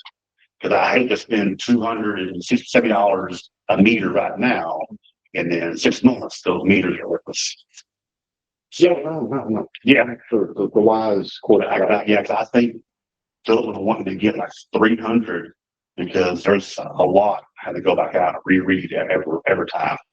Do we know what Mustang is using in Savannah? Because I know they're switching out meters now. They were using Badger. I don't know what they're switching to currently. Okay. They were on Badger. There's There's also- we should check out. And with all that conversation, there's also numbers to, the technology to be able to read your profile as a customer. So there's costs associated with that as well. So I think we just need to. Yeah, there was a per cost on there, that For the user portals. The user their portal, own yeah. expense. It will be well received if the expense is reasonable. We need to look at how about we do it like that? Yeah, I mean, I guess me the board, is what would y'all want presentation? You want a full system change out, a third party? You and I can discuss that, and we can sit down and put together different options that we've got a full scope of what that looks like. We're good. And then, Optimal plans, right? Yes, you got it. Okay. Any other question on the report or anything? Or is that, we covered that? Good one. Yeah. There's one more announcement. Joe Gonzalez here has been promoted to the supervisor of water operations. I will be taking a seat back from this operation. Another new role in so I'll still be around the next few months, and I'll be with Joe as well. So that's no issue there. Joe had 20 years in McKinney, doing Salina for over 2 years now, so he knows the system as well. So he's not coming to it blind. So he knows what's going on. So I did, we'll bring him, they'll introduce him. So next month, he'll be here as well with me presenting. I'll be here with him for backup. But moving forward, I will space myself more away from coming here. But I will be available though, anytime. You both got promoted. Well, congratulations. Yeah, we set the succession planning in place and I got promoted. Joe, got promoted as well. Very good. So I want to introduce him and Mr. Juan. All right. And so can we talk about changing the process of the billing? Yeah, I think that, Juan had sent out and to Jennifer and I forwarded it to you guys. And so, if there are ideas or you want to change stuff out, and I think that either we can have that discussion now, or we can get you in touch with Jennifer and Juan and whoever else and try as well. Do we have to have a paper check option? 'Cause that seems like that's 1980s. No, I know. The contract as it's written, requires there to be a Dropbox in Artesia. And I think maybe how it operates or did operate was any checks that we got at the office, we would take that Dropbox and then Salina would pick it up from there. I think, if there's a better way to do it, then How many checks hit that box? A lot. Really? Well, Buddy's used to doing it that. Like over 100? I was gonna say, like, my folks, as an example, they won't do anything but check and No, maybe right checks. to the location. And that is what they do. So, I mean, there's still a group out there that they live and die on checks. But I haven't written a check in 6 months, probably. I write 6 a year. I remember that. I write checks to certain things. But it's still, I don't know that you just do away with them. But the Dropbox, I would like to do away with that, even though there will be some squawking. I'm trying to figure out how much. Maybe let me You have ask. to have a drop off location somewhere for the people that want to write them, because we can't just shut it off. Well, are they not able to just mail them? I don't. And then you have to take out. So they mail them and they do the drop. Yeah, we were seeing quite a few of them actually too. I think it's just a confusion point. Some people don't trust the mail, so they mail them, or they drop them off, and those that trust the mail them. So there's They drop them off last minute too, Yeah. right? That's Yeah, part of it. That's the bigger issue is that previous to disconnect, because their team is waiting to get payments in, and our team's waiting as long as we can to make sure the mail brings them that day, and there's the transfer over. And I would imagine you've got customer service, utility billing staff that are waiting to enter those, so nobody accidentally gets cut off. So, we're not vote on anything tonight, but can you bring us back some recommendations? And this is how if that box could go away, I think that would be good for us. It may not be good for the residents, so. there's no online option. There is the online option, Oh. because there's just the residents that That way. There's gonna be some people that just don't want to go that way. To be honest. they can sign up for monthly bank drafts. They can go online. Yeah, there's people that don't trust that either. I mean, I'm just telling you, I know a bunch of them. My folks they won't do bank draft, they won't do anything. They go and they drop off their check they don't wait till the last second, but they drop it off religiously, walk it in and hand it in by themselves. We're talking about Artesia. We've got a couple of Artesia people here, so maybe we can get a little discussion going and give you some feedback on that too. Sounds like some of them rely on it. I think some of it may also just be educating everyone to the different options of online and kind of pushing them helpfully that way. So It's overhead, right? We're trying to squeeze out a little bit of overhead. Well, it's overhead, it's also timing. Salina has to know as far as the disconnect days, the deadlines. We're trying to wait, like Jen was saying, waiting for checks at our office. Then we have to somehow get them to Salina, and so there's that delay, that it puts a lot of strain on Salina to try to know what they need to do if they don't, have everything they need.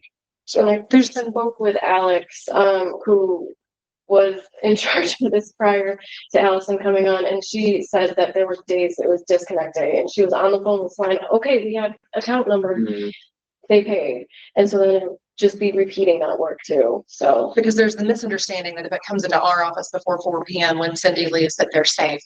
but the utility billing side is not in our office. So that's where we just need to educate. And I don't know if it's something we could do. I've heard of some agencies, like governmental, that actually, if you send in paper checks or newspaper checks, that you have a different cutoff date or due date than they do for digital, so that they can avoid that mail-in flag that you might get.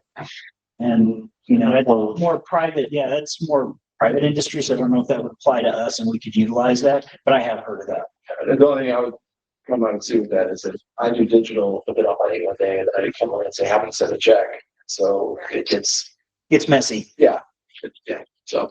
We'll definitely gather some data. and bring it back to you guys. I'm personally allergic to auto pay because I want to push a button and say, okay, pay it. But my water bill is on auto pay because I want to make sure I don't forget it. And hopefully there's not one in there for $20,000. Okay. Thanks, guys. Thank you. Make it good, right? We'll look at that. If we're done, Scott, no. Everybody good? Yeah. Have a motion to approve the operator's report. Thank you. All motion? Doug, second. Clear. All in favor?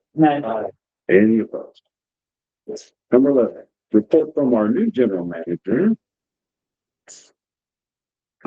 Yes. We have a whole 10-day reporting, officially 10 days today. So obviously, Thanks, guys. based on my 10-day tenure, not so much December. But I want to let you all know that we have reposted the maintenance position for the district. So as soon as we start getting in some candidates of value for that, I will update everybody on interviews and where we're at with all of those. We are still utilizing Mr. Carr in the meantime, so that things are still moving forward. That he and I are working on, what is imperative that we work on at the moment, what are we kind of putting on hold until we restructure the position. For example, right before the snowstorm, we did have a ticket come in about a stop sign that was down. So he was able to actually go out and get that repaired before it became an issue with icy roads and no stop signs. So we were happy we could get that taken care of quickly. Also on the admin operation side, it is officially Cindy's 30th day today, I believe, right? Yeah. So for everyone who's not met Cindy, customer service, the phone voice that you will hear call in right away, but she's off to a great start. She's assisting Lynn in finance as well. And last week we got a really good test of snow day, work from home, what technology glitches we need to work through, and everybody was functioning and optimal by at least noon of the first snow day. So there wasn't too much technical delay there, but we did great working together as a team. So I'm pretty proud of both of them for that. For neighborhood updates, events, and requests, so far I have not received any requests, but I am still reaching out and case by case meeting with the HOAs and interviewing myself. So building relationships, especially we've had a couple of things to work through with Savannah that I needed their assistance on, just general information and who does what kind of situations. And they've been great to work with so far. So I'll be reaching out to Arrowbrook and Artesia and building those relationships too. And then trash collection, I would love to say was running normally. However, snow days greatly impacted that. I will say I was actually impressed with Waste Connections' communication with us, even though they were changing their minds every couple of hours as the weather progressed. They were pretty great about keeping us in the loop of that. It was a little confusing and contradictory messages to the public at first, because they were telling us this will be delayed. Okay, we're going to come on the weekend. No, we're not coming. So we just tried to keep the communities updated as much as we could through Facebook, the website, Triton pushed out a text at one point. We also did an updated message so that people would know that since they did not come at all on Thursday or Friday's route and did not even try to come back over the weekend, that if everything was on the curve, then pick that up. It's an orderly manner. So we're just trying to keep everybody in the loop with that communication. But I was at least impressed that the Waste Connections was sending those. Cindy was getting updates quite a bit. They also did reach out going forward about next week is bulk again, and they will be on regular schedule. So they were doing their best to get everybody's holiday trash out of the way this week, but they'll return to normal next week as well. That is all I really have. Open for questions. For Waste Connections, I would definitely say to make sure you are familiar with their contracts, because we do have a fining schedule. And prior to the holidays, which delayed them a day, we were having misses in whole streets in Arrowbrook, which does mean that they get fined. Right. So just making sure that both you and Cindy are aware. And then moving forward, I do think that we need to make sure that residents are aware too, that they need to not only submit a ticket with Waste Connections, but submit a ticket with Outridge, because if we don't know, we can't find them. I've been doing a lot of updating with Arrowbrook, and so has our HOA and Eileen as well, to let residents know, please submit a ticket to both, like, so that we can follow up as well. We can definitely push out communications about that. And I know that Paloma Creek has Waste Connections as well, and they are seeing issues as well. Because they have a committee which has all directors from all 5 districts, and they were talking about the issues they're having as well. So it's not just you guys. So. But Jennifer, I know we spoke originally, what are the contingency plans again for this next week with the weather? So thanks to Denton County and the state's emergency calls. I know Chief is on those as well, but it was a really good, I would say, less impactful run last week of emergencies and weather and that sort of thing to get connected with everybody. So at this point, because they do not know precipitation amounts, they're asking everybody to prepare like it will be an impactful event. So we can, and I'm pretty sure Triton already has some messages scheduled, and I'll follow up with that to make sure people know that, again, this could impact things such as trash and recycling, just to stay up to date with where we're sending messages so we can get out ahead of that. But at the moment, we're just holding until, especially the state and the county have better weather predictions. But it could very well be more impactful if we do get precipitation. On the subject of trash reporting, I think the previous message we kind of landed on was open a ticket with Waste Management, open a ticket with us. I'm not a duplicate work kind of guy. So I was going to ask Megan if there's a way we can't tie those two things together. When somebody doesn't contact us, it just emails out Waste Connections. So I'm mentioning that now to put it on your radar, but I will also follow up with that. Okay, thank you.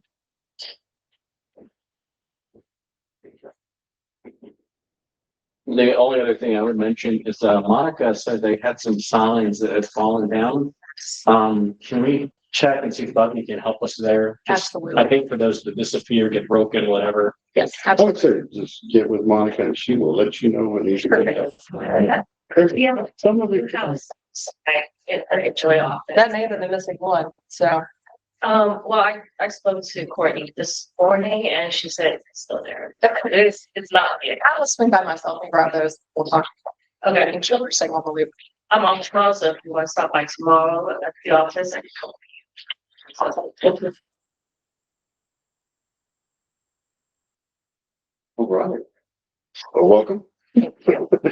That's exciting. Yes. Set up for that. I think snow days on your first week are the same as rain on your wedding day, or at least I keep telling myself that anyway. So we'll go with it as well. All right. And we separated out. Yes, okay. Okay, okay. Do I have a motion to approve the general manager report?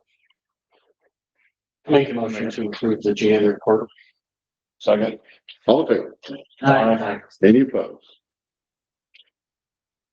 Thank you. Next, good evening again. All right, in December with the Department held its annual banquet.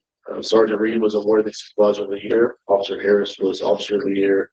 And as we discussed here, I believe Officer Trion was awarded the Life Saving Award for his efforts of saving others. 21-year-old, I believe. It's a lot.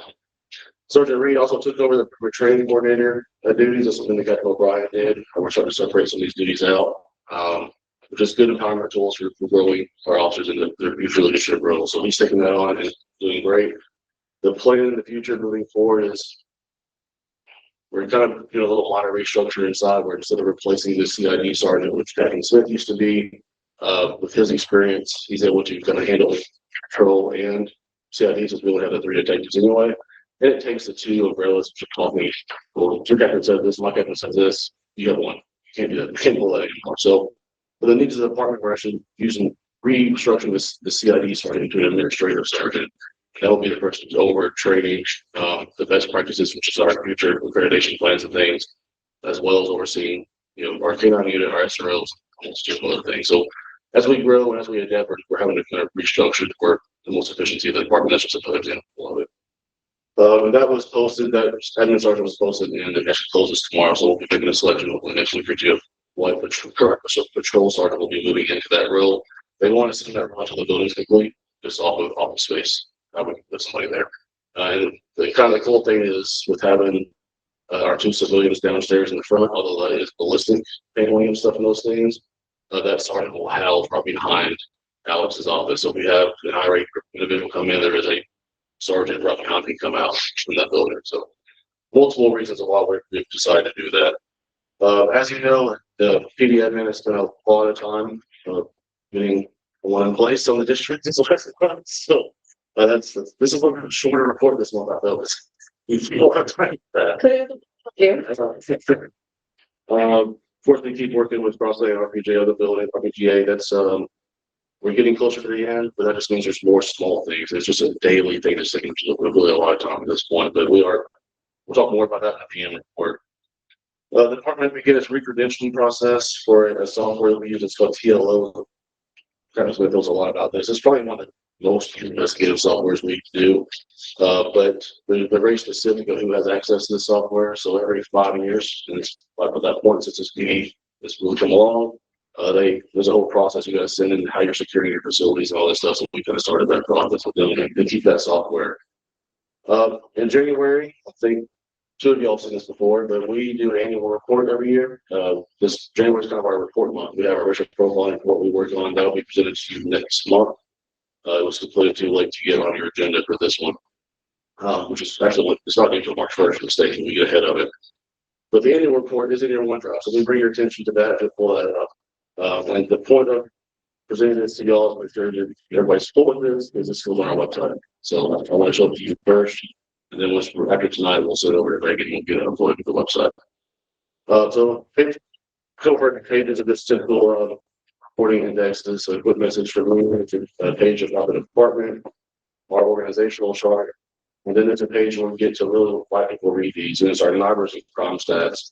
NIBRS is the natural instance base stats that all PDs use. It used to be UCR that departments use about 5-7 years ago. They'll change their NIBRS. It's just a new fancy version, I guess. Most of this page describes what NIBRS is and how it's calculated. But I'll bring you down to like the 5th paragraph, where in 2024 compared to 2023, crimes against persons increased by 19%. I'll explain why that happened. Crimes against property decreased 5.37%, and crimes against society decreased 7%. But crimes against society is something that we're witnessing, and it's not like it's a victimization. So a DWI would be a crimes against society. Overall crime, take all those categories together, which was called your general or Part A crimes. Overall crime in the district decreased by 1.65%. So the trend is the right trend. So the next page breaks all those down. So this is your NIBRS report that's sent into DPS, and DPS constructs this and goes to that, goes nationwide. You can your crimes against persons that went up 19%. If you look under, it's kind of small on the page, but intimidation went from 4 reported calls to 23 reported calls. It's a 725% increase. Without being specific, there are some neighbors that have some disputes in one of our neighborhoods, and they like to intimidate each other. And we have a lot of time spent in these 3 homes. That's what's inflated that number 19%. If you look across the board here. So when I first saw what is happening, we can't really control assaults where every boss doesn't police it happen, we respond. But so that's pretty phenomenal here. But when I saw 725% increase in intimidation, I went the same way you're looking at me. What is happening on intimidation? It's that. So it's nothing of concern. It's just knowledge based off those types of calls and how NIBRS makes you label them. Okay, go for it. The takeaway is that your crime rate is, and as in the last few years, it's still decreasing. So doing the right thing. Calls for service, we've answered around 29,000 in 2024. A little over 5,000 were dispatch, self-initiated, which is our officers making suspicious vehicles, they're checking out, checking doors, vacation watch things, all those things, just those things that aren't requiring a dispatcher to send you somewhere was 24,619 times. Had 101 arrests and we conducted 4,358 traffic stops. Looking at comparisons, dispatch calls from 23 to 24 increased by 72%. So we are seeing they're calling us more, which I don't think it's necessarily always it's not a crime thing. I think it's more of there's a trust being built in the community and they were calling us for even smaller items just for help. And they don't be a reportable offense, which is a good thing. That means our collaborating efforts are working. Self-initiated calls has also increased by 72%. That's good. That means our culture in our department's working. That means our officers are going to be more active. Arrests actually remain the exact same number. How it happened, I have no idea. And then traffic stops increased by 73%, which is probably a direct correlation with some of those other items you're seeing. As we make more stops, we're stopping those potential burglars. We're getting our colleagues out the street. We're getting that stuff by being proactive. And that's one thing we put a lot in the department is this proactiveness. This page about our community programs, we just talk about quite often. And that's the last bit of the report. So if you have any questions on, especially your breakdown of 2024, what happened? Is everybody good with us sending it to the website and updating report? Okay. Back to the PD report.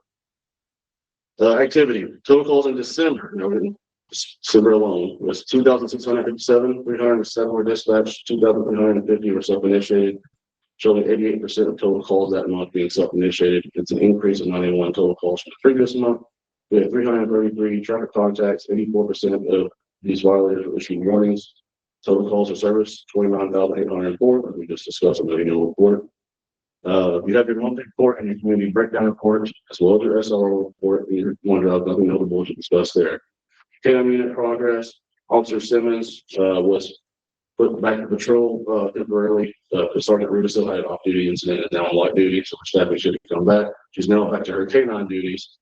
I just learned last night, since it's kind of a little bit older now. We're expecting her to go to Mississippi right about now to get the dog. There's been a hiccup with that. Our vendor very, very good. He's actually said the dog's here. So this weekend, $5 are coming here for our vendor and Officer Simmons to go meet and start testing these dogs. It's possible that our vendor tests these $5 and goes, these aren't what we want. And we just start over. But the guy that we're using, I've known Shane for a long time, and he's going to make sure it's right. So we're hoping, we're still looking at the USP as our first thought. It might be a Belgian Loud spending, but I've been very specific on Shane about the temperament level I'm wanting to this around the wall. So we're working through that, but we lost about a week of progress.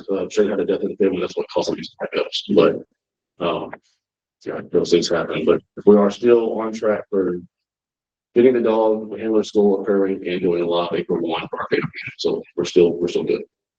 And I can confirm the donation that the thing that worked out from one of the other clients is still a go. So that dog should be donated for free. That's about a $14,000 savings. Community services, the rail train stayed at one place all month because of the comments with the complaints we received, and that was at Tomahawk and Marshall Trail and Everett Road. Total was there 69% of vehicles traveling underneath the speed limit. The average speed was 22. Then the average mileage was 29. So the ones that aren't speeding aren't going crazy. It's a perception issue as it normally is.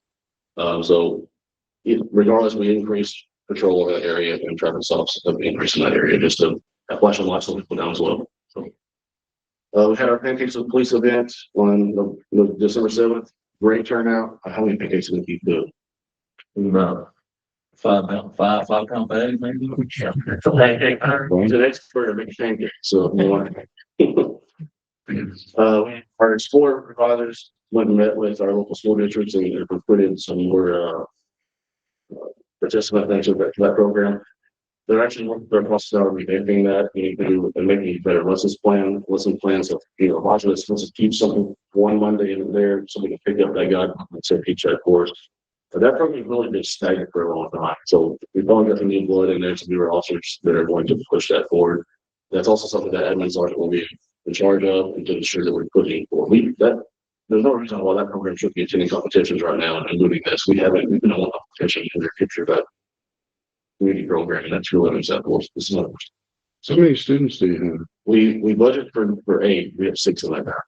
So you got it. And I think out of the six, I think 3 or 4 have been with the program for so 2-3 years. And so we had one phase down and graduated and went to college, so we had to recoup some of it. It's in the right direction. No major issues on the vehicles, just routine things. As you saw, Recruits McMahon and Stevens graduated from the law enforcement academy, began for training. I mentioned Sergeant Artesia on light duty right now. It's kind of a bad time for him to be on light duty because packing starting. So how about that, buddy? We have a few vacancies. We're working through those. It's just hard to hire them. It just takes some time. We get a lot of applications for people that aren't certified. But we've sent 4 people to the academy in the last year. We can't keep doing that. I gotta get some experience in. Big agencies can put a lot of people through the academy because they have a lot of other people that have experience. I have 26 people, so I think I have my staff at 1 year experience. So we're trying to find the right positions, but it's rough. No recommendations. Chief Slaughter hit fire on Aubrey. I guess I can learn. I have no idea. Total call service, the end of 39, he's at 31, 1 call can't put him around airports at 28. That's key to your point. Any questions? Just want to say thank you to you. You've stepped up big the last couple of months. It has gone, everyone has noticed, and we are all grateful. It's been interesting around, but it's I can't sort of get an 11 deal, there's no way. So thank you, keep the around it. Love your share. More questions? Got a motion to accept the chief's report. I'll make the motion. There's a second. Okay. Okay, put your next hat on, chief. Table chair. All right, Crossland didn't have any time to get their drones up. They're doing patient things, so I still direct a story picture on Facebook. So it's all courtesy down there. So I'm on pleasure on agree. As we started after Thanksgiving, we're meeting weekly. We did miss one holidays last month, but we made up for those. It was virtual. We couldn't meet in person with the storms and things. So the last times we met this last month, there were no safety issues presented. The elevator installation is in the building. It started on the 14th, was supposed to be complete on the 20th, and it finished today. So we walked it today, and it's kind of cool. And Jennifer had to walk today, so she got her report. So it's kind of cool to see that in there right now. Good work. Well, I saw it. They told me it's in there. It's there. Okay, sorry. 5 parking over here, so about 5:15, they were pumping water. I think there's water that got underneath elevator staff, and so they were pulling that water up and fired it up. So I was ahead of this morning. So let's see here. The exterior of the building is substantially complete. On Monday, again, with the Crossland County, this can change.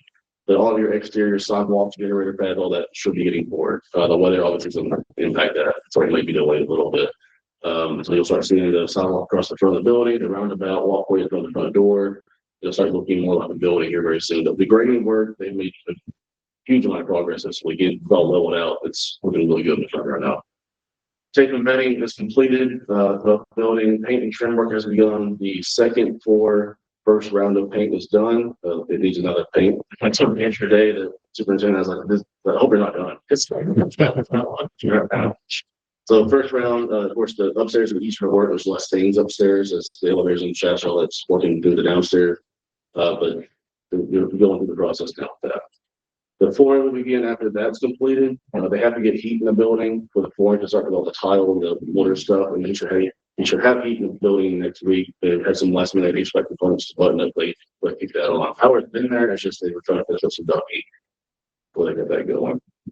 That will start in the coming weeks from the 27th, and he's told 4 to 6 weeks to complete. So that's all the terrazzo, the common areas, the ceramic tile, and the hallways, and your offices. So that's coming. Your canopies that we discussed in the past, it's all those are looking at the building, what are these little metal squares that decorative? There's not. That's your low points for your canopies or awnings. Those are delays off the manufacturer. They're expecting on March 1. The installation date, so right at the very end, you see the canopies pop up. That'll be your last aesthetic piece of the building you'll see. There's Swagit, which is all your camera systems for your meeting recordings. They began the installations in December. I think the pretty much wrapping up at this point. Yeah, they've got all their getting cold. We're slated first week of March to start putting hardware in. All the hardware is on site, it's secured. So we're just waiting on construction at this point. Yeah, in the next phases. The amount of people in that building is ridiculous. Like I said, some grades began, landscaping and fencing will begin after, it probably fence first, then landscaping, but they can face landscaping off the fence lines. The canopies and the parking lot will come from that point, the building on from the storage side. And maybe we'll be getting pushing closer to move some cars over there. I'm not gonna give you a date, but just let it be on. AT&T fiber's been another issue. We try to schedule, we don't want to, you want to get on the radar, and then there's a delay, and they kick us off of it, they cancel our order, so Aaron's having, taking his time trying to deal with that. The latest deal is they want their stuff secure in the building, and the building's not fully secure yet, because the front door's not there, because the elevator came in. And the tornado showed the windows have been a delay, they're boarded up, but it's not a full secure yet. So Aaron's been working with AT&T and went across with us and say, hey, how can we do this just to get things here? So we can't open the building and not have fiber. So they're working through it. There's some conduit things that Crossway's working here. They're assuring us that the lines are going to be fine, and we're okay. Jones is going to be fine. We better be fine. So that's where we are with that. I mentioned the tornado shelter windows. They will be here next week, and those will be getting installed. And the front doors will be getting installed, I'm told, early next week, weather dependent as well. But once those are done, that building will be wrapped up as far as sealed. As far as money, no cost saving stuff happens. Change orders, there's no change orders. We are tracking 2 items. It'll be very minor. One is occupancy lights for your suspect interview rooms. Right now, there's nothing there. And those doors remain shut at all times, typically. But we haven't technically detective in there interviewing someone and recording that conversation. You don't want often walking by having a conversation. So these lot of lights are essentially, the room's empty, it's a green light. If you're going to use it as a detective, you walk into the switch, it turns a light red. So you're walking down the hallway, it's someone's going to use a bedroom, my mouth for a minute. My list is going to be in this court case. Last forever. So that'll be a little minor dose, just going to run power up to the switch. It's pretty simple. And then I think we've talked about in the past, there's the faux windows and the stone, and do the trim work. I got a CAD drawing back today. Met today. They're just like trying to figure out how to use the material to show me. I was like, well, didn't you do a whole drawing for a building on the CAD? So just show me this. And so they sent it to me today. It looks sharp. And so they're still tracking that cost. What it would be, again, very, very minor. It's the same material that they use for the rest of the windows. So it's just an aesthetic thing. It just gives the depth. It looks like it's supposed to be there. So it's my OCD kicking in. I don't like this. Like, we need to make this better. And so that's just one of those things. So once those come through, we'll present those to the committee, and it shouldn't be anything machine. Furniture, pictures, and equipment. I was emailing the RPGA architect during the meeting right now. They owe me a final quote still, just as we went through that initial we discussed last month. There are some things they missed. He's supposed to have it to me this week. He's telling me Monday now. So hopefully there's a little bit. It was minor things that missing. That quote should also potentially change. So we're going to be well under the money that we were approved to go. And so it's just letting these things up.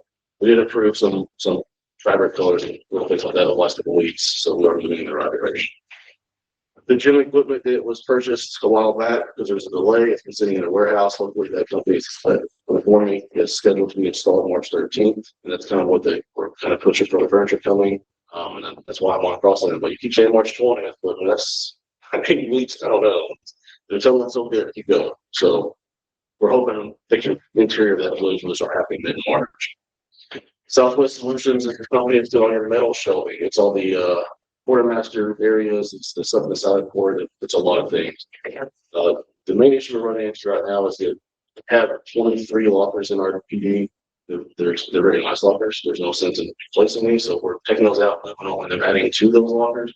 And when that happens, my officers all use lockers. So we purchased a lot of bins, and basically we're trying to get top lines. I need to buy like notice before they're getting ready to those out our current facility, as well as our records. Our record shelving will be the district record shelving. There's bigger shelving for the PD side. It's a bigger record room, but we have to pack all this up. Like, come here, you can call the shelving out. So it's just we're getting to that point. It's going to be hard to just start putting things together. So I also asked Andrew, the superintendent, to give me a dumpster on site because there's a lot of things. We did the rebrand. We've got a PD now for going on 6 years. So there's just something that's going away. So house cleaning. Yeah, so he's gonna give me a small dumpster. This part of our contract, we're paying for a dumpster anyway to come out there as part of the processing contract and just drop it in front of the building and we're just gonna start tossing. So that's all kind of coming up in February. We'll really start our kind of packing process. It's getting ready for this. We talked about a moving company in the past, that's why $5-6 grand, typically when you do something like this. But then I thinking this week, I was like, I really don't need a moving company to get new furniture. So why are we doing that? So I was hoping that Captain Messinger went to Lowe's and bought boxes, and then we talked about, this thing ourselves. We don't need to pay somebody. So we're pretty confident we're going to do this ourselves. And just the team of officers we have, and just over time, I'll buy the guys a pizza, I don't know. But we'll get it done and save budget. I'd rather have the furniture money. I'd rather have the decorations or something with that money versus something we don't necessarily need. But big heavy items like our safe, Southwest Solutions was already planning to reach that for us. So I think we can get it done. I'm fairly confident. If not, we really company last second or talking about some of this pizza. Contingency funds remain unchanged, so it's really good, especially this far into the project. Construction is at 191,405.87, and design is about a little over 30,000 at 30,151. So the only thing you'll see is that was lights I mentioned, that trim pieces, there'll be some construction contingency stuff for design things you can fit in how Ross wants to do the crossland. But I can tell you 98% you guys want to come back to do this project. So that can start as a good building reserve fund for repairs and things in the future. What I would suggest is that's what you use those, but what you want. Punch list, they're still telling me March 1. I'm not sure I believe this right now. Substantial completion on March 20. I asked that question today, and they still said it's going to be tight, but we're still pushing it. But I think if I look at some in April at this point, but we'll see what they do. All their bill work costs, everything's coming at 1 mile an hour. Flooring, cleaning, your ceiling framings, that's all that's happening. That's the trouble. But bill work got to come in, it's just all these trades are showing up. And so, but they all have to work on top of each other. So they do this schedule thing for limits, so we'll see what they really come up with. But I don't know. You have 8 weeks to say you put the bill in. I'm not sure, but I'll keep you all updated as it moves forward. I agree. Kind of for this month, there is something that needs to be discussed. Scott knows about that. I think Dr. Perry, you know about this. You just want to take this room and talk about this? The driveway? Yeah, that's simple. So, when, this was all going around, we asked some questions with the construction company and everything. And, the drive that extends the dogwood extension in the parking lot is not a part of the building construction. So, we need to take a look at how we want to manage that and what we're going to do there.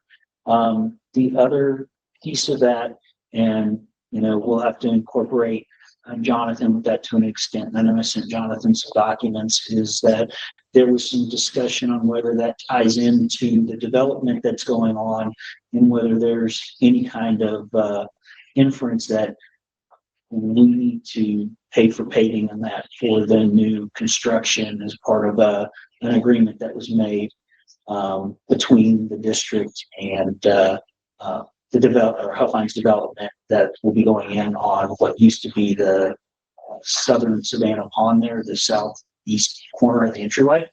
So, but we're going to have to take a look at what we're going to do on that. And for part of that, just to kind of get some idea of what costing is and where we stand on that. I've already talked with Chief and had him tie in with Jennifer just to get some quotes from some of our contractors to see what we would be looking at from that aspect, just from a costing perspective there. And then what other options we have based on the verbiage of, we intend to pave that. Can we, for a while, leave that caliche and as a driveway and a parking area because of fund and expenses, and if we have the monies for that set aside. So it's something we'll have to discuss. But I don't think there's any action to take on that right now until we get a little farther, get some quotes and understand where we stand with it. The big thing was the agreement that I was given. And John, I was going to say, and Jonathan, I don't know you, because I know I emailed that stuff to you, and I don't know if you have anything to add to that at this point. Yeah, so what we're really talking about is the road that's going to curve up behind the building on the other side of the lake, and then there's the track that's back behind there that it's going to be a parking lot. And then the Huffines development to the south, that was where the old pond used to be. And all of this kind of land swap was part of what we did with the HOA last year. We gave them the rest of the soccer fields. They gave us the circle drive, that was the curved drive we're going to use. And then Huffines gave us a piece of the, or the parking lot area back there for the parking lot. And some of that swapping, Huffines wanted some access to the parking. And so I talked to Mike about it and Scott about it. And what I want to do is just kind of put a summary to the board, because not everybody was on the board at that time, and say, here's what happened. Here's what was swapped. Here's what our issues now are going forward. And there's really not any issues, except we're going to need to at some point, pay that and put a parking lot back there as we intended. I don't know if, we're required to. I'm not really. And that's the part where I said we'll need to get with you on. I think we need to look at how those, what the agreements, if anything that's documented with the developer, to see if there's a timeline or anything where we have to have that paid, or if we can kind of, belay that based on, do we have the funding to be able to bring that in? Or, is it going to be something where, we have to have the developer pay it and then pay the developer back like we do with some of the other stuff that's part of the district property. And I think that's what we're going to have to look at and see and determine what our options are, which is why I wanted Jonathan to see the documents as well and be able to give us some insight into that based on time frame. Yeah, so I'll put something together for the board and we talk about costs and whether we want to do it in the budget and kind of bring a plan with a couple options to the board. Yeah, the way this came up is this stuff has been going on for a while. And so I had a thought to meet with Barry the hub lines to say, hey, you're going to need this roadway for your development you're trying to sell the pond, and we need parking. My idea was we split some cost here and do some parking along the water. So we scheduled a meeting to meet with Barry on Monday. And when I sat down with him and started discussing this, he goes, well, y'all are already putting a room. And that's part of the agreement. I was like, what are you talking about? And so let me find the agreements, send it to me. So he sent them over, and I was like, and it says the district intent. And so again, it didn't say we're going to, it didn't say what the timeline. From my understanding of Barry, there was terrible communication previously. This right about now, when the building was completing, I said, well, that's not happening. So that's why I got with Scott. So it was about the initial OIC meeting last week. Then started sending this out. My recommendation was we should at least get some quotes to show the intent, to just get on the wording. So I got with Andrew across and saying, your property guy is coming out next week. Can you give me a quote while he's out here for this? And then I got with WOPAC, who's a known one of our vendors we've used for several things. And he's coming out next week to get a quote. Who did you talk to there? Who? WOPAC? I forget his name. Adam I'll tell you. Leach. Adam Leach. Is it Adam Leach? Mm-hmm. Yes. It's the only number. It had a vendor list, so we prepared an invoice, and that just was the name of it. So I'm still confused here, and this is the first I've ever heard of this. Oh, me too. So is this going to connect to 380, and are we going to have cars go? It comes off of that entryway and it's an extension of Dogwood is what it is. So I know what you're talking about, but does it connect through the Huffines retail all the way back to this road? Potentially, yes. Yeah, I'm not sure I dig that. Yeah, so one of the drawings that, again, this is all news to everybody. So this is something that I thought I was going to give you a whole idea. I guess turn into this whole thing. The original drawing, I guess, from the Huffines idea was that Dogwood would intersect Savannah Boulevard on eastbound, and it would actually continue around the pond and go back and meet Magnolia. Mhm. That was from the one that's critical. Yeah. Sure, traffic, ingress and egress from PD. That's a lot of it, right? The thought at the time when we were all discussing was that lane would continue, Dogwood would continue and dead end into a parking lot. Mhm. And yes, it does all form into a parking lot. It's part of the agreement was that parking lot portion of the project. So you have the roadway, and then you have this northeast parking lot. And that was going to be a 50-50 split with Huffines, because some of those parking they would pay more, some we pay more. Again, Jonathan's going to break all this down. I'm not an attorney. Well, the documents we're seeing, they have an easement for a specific amount of parking, and we need to look through the documents to find out what's what. We need to get Jonathan to provide us a summary of what he knows, get some quotes and figure out where we stand with everything. And so that's why we involve Jonathan with that, to see where we're at with everything based on, because the documents do show that Huffines has an easement, but as far as the remainder of it, we need to get a summary of it. And I don't think there's anything we can do this month until we get the summary. Yeah, as far as I'm concerned, I'm presented to you that came in through this project, and now it's Kelsey. So, That's that's good information. Thank you. Who raised it now? Because somebody has clearly plotted the road there. They're not started the building. The reason it came about is during one of the construction meetings, asked Crossland if they were involved or, had in their RFP, were doing any of the pavement for the parking lot roadway. And when they said no, that's how the discussion all came about, okay, where's this at? What's the plan? Yeah, because the idea was always there that there would be a road and parking back there for the building. Yeah, the full idea was a road, parking, and a bridge on that back pond that kind of mimics the Savannah Bridge on the other side, the backside. That's all part. So That's paid for out of the $10 million. It was never so, that's having retail parking and retail customers drive through there. That was never. What I can tell you is that, in the RFP, when we talked to Crossline and we looked at the Crossline RFP, there's nothing in that RFP for the paving of that road or the parking lot. So that was going to be a different line or something. And so we've got to get the summary of all this stuff so that we can figure out how to move forward. I was read something like that. So they looked for the project next year. I actually do have a question. So there was landscaping brought up that's on schedule. I think it was March they have it. Can you just double check that there's warranty on whatever landscaping they put in? Because typically like last frost is like mid-March and I think it was February that they have landscaping going in. I was like, whoa. I'll ask them. I think they're having on-site meetings this week or two before they come on. And I know there was some effect. I never met someone so specific about plants in my life. Like that. But yeah, I would answer more. But this was having something you can report seeing. Okay. When cross-related to landscaping architect, that existed with that. It does. That's all I had. That's a good question. I brought up. You earned your money this month as your P&H. We'll talk about my stuff.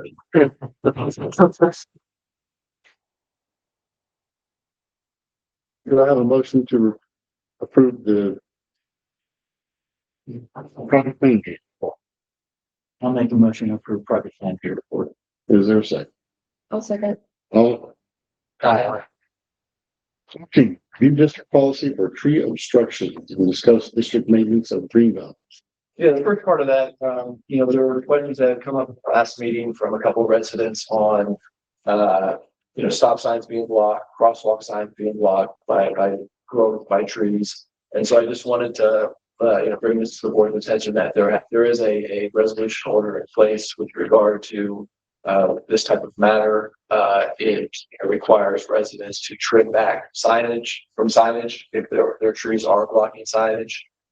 It prevents people from putting bushes up that impact sightlines. So there's some information in here, and I know we get with Jennifer, but in the past there was an effort a couple of years ago to kind of clean all of that up. It was done, and now I think some of the stuff is thrown back, and I think we need to take another look at things that's been blocked, and the issues that we may have throughout the district. So that's this part of it, to get the board familiar that there is this resolution in place, and we're going to be working on trying to address those issues throughout the district.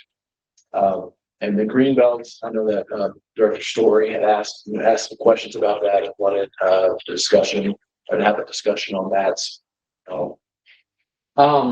Yeah, there's a lot of, I said it out to Jonathan, but there's a lot of who's responsible for what in the green belts. If a tree falls, who cleans it up? Do we replant? I don't think we do. Residents complaining about properties that abut the green belt and grass not being trimmed, dumping in the green belts. People I saw on Facebook making a dirt bike ramp in the green belts. So I felt like we need probably some policies and rules of the road about what we won't do. And I think a lot of it is just hands-off nature area, but people expect them to kind of be groomed to an HOA standard. And that's not what we typically do. So I would like to see something in there that when those questions come up, you read this and, let us know if you have questions type thing.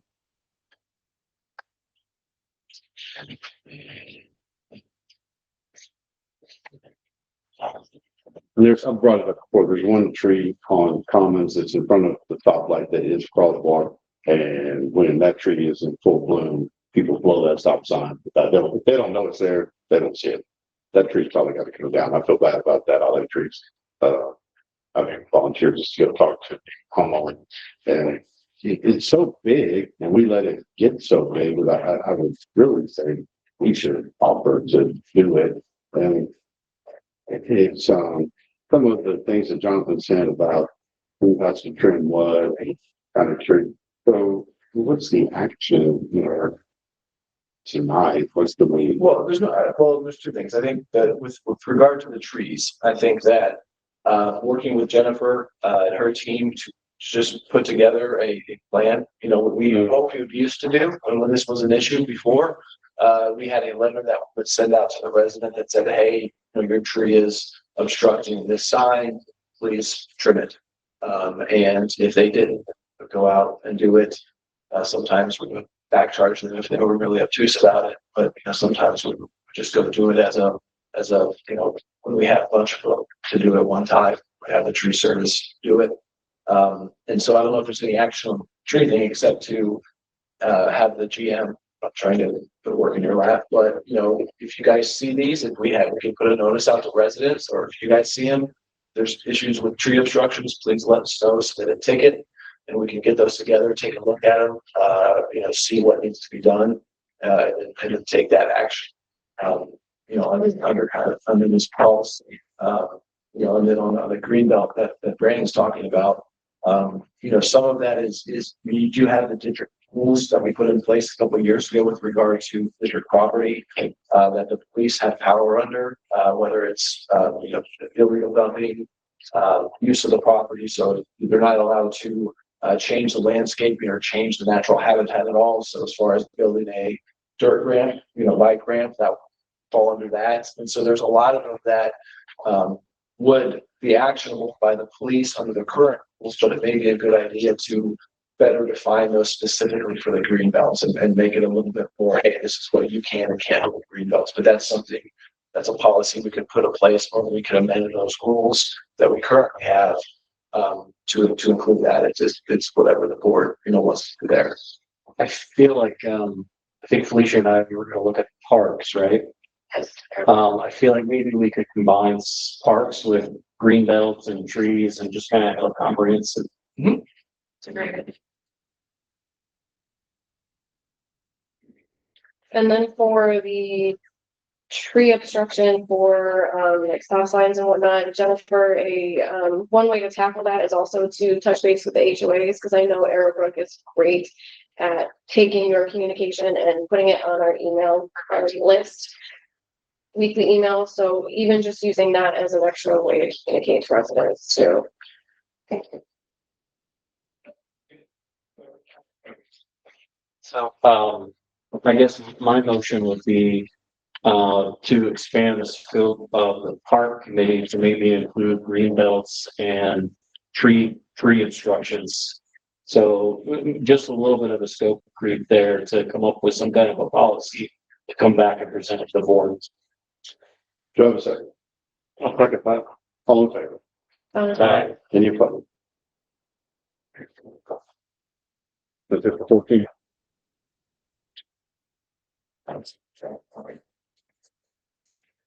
15, the status of Denton's ISD compliance with House Bill 3. So this is the House bill that requires them to staff school campuses. This is new state's requirement. Some sort of security officer, trained officer. They were allotted $15,000 to campus to do so. Both Elm Ridge and Paloma Creek individually funded their SRO fully. You guys for Span Elementary, Paloma Creek has 2 elementaries. And so our request to the district was, well, we are doing this for you, but we would like you to contribute the $15,000 you've been allocated to our, to what we're doing, just to take some burden off us. And they put us off. And then they released that article in the Denton County Denton Record Chronicle, which praised Denton ISD for all the great work that they've done with staffing their schools and with the security guards. And they have done a lot of work, but I know Paloma Creek's frustration, and I won't speak for this board, but their frustration is why are, we've been doing this for them. All we asked was a little carrot, and why are they not giving us, so not attention to the article, but why aren't they taking care of us well to us? And so I sent you, I forwarded the email that I had sent to Dr. Russell with the ISD. I have not heard back, but it is a little frustrating that, we're taking the burden from them, and, we're just asking for the contribution that they get. I thought they already said they would. They did. Okay. Yes, they did. Yeah, no, that's. And they also said they didn't do for it too. But they said they would, so we can, yeah. Then they're consistent, they've said that consistently. When I talking to them in December, they said, well, everybody's going out of town for, the holidays. And so we're not going to get any action on this till the new year. Well, it's the new year and we still haven't heard anything. And so, we're still working on that, but. Can we just schedule a meeting with them to go over there and talk to them? Yeah. I mean, if we can get it scheduled, I know I've, been here on this thing several times, because of my frustration, we do a lot and, we don't expect the credit in the news articles or anything else to support these things. But at the same token, we do expect them to adhere to their agreements. And so, they're not going to return the calls. Let's just go over there and visit with them, determine which way to go from there. Okay. Dr. Russell, the superintendent. He's assistant superintendent. But I don't remember what his exact title is. I think as superintendent, she's new. Denton ISD, she's relatively new. Okay. Well, I know he's not the superintendent, but I know he's, up in that echelon. So. I almost want to go to the school board meeting and line, or maybe send something out to the public to have them show up and complain about. Yeah, my intent is, and I talked to Jonathan about this previously, is I want to get into a discussion with them first and have a one-on-one, or they come to us or they talk to Jonathan, however, but we need to go have the discussion and say, hey, this is where we're at. And then if we don't get any action, then we can determine what we want to do from there. But I just like to have the conversation. Great idea. What do you want to take with you? Also just give a due date, like, hey, you need to give us this by this date, or figure out a plan for next year. Well, what's the or? What can we do? I think we want to be careful with that right now. I would like to have a conversation with them first, because otherwise we're going to have some PR battles and nightmares. That might have to we're going to pay us. To me, that's convicting.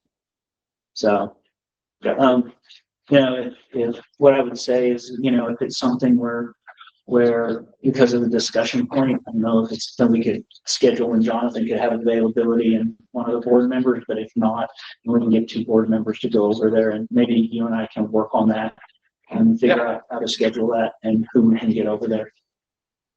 Yeah, maybe that's not that. Anything, it may be best to have face to face, but I'm happy to go, obviously. But then their attorney has to go, and then, that's true. Sit there and stare at each other. The bad thing is that we never know how they're going to do things in this kind of scenario either. But, the bad thing is they could be sitting there going, well, we're just going to have our attorney present and we show up and it's like, okay. Yeah, no, that's true. So, well, you and I, let's work on getting some set up this month. Yeah. But I will reach out to bring, if we find out that Jonathan's not going to go, I will take another director with me and reach out to whoever's available. Possible, I'd like to doing that too. Yeah, that'd be great. I think it's they talk about the meeting, monthly meeting, board meeting. That's Or the one-on-one. or if Just the make that board's comfortable superintendent, with it. and it doesn't need to be a long Yeah. meeting. Well, if the board's comfortable with it, it can be myself and Jennifer, and GM. I mean, I think that's fine as well. It's not like there's any. Yeah, it's not like, so I mean, if me and you can set that up with you. Yeah. So, I don't think you need any action after that, so. not even to something. Making the If you want to, that's fine.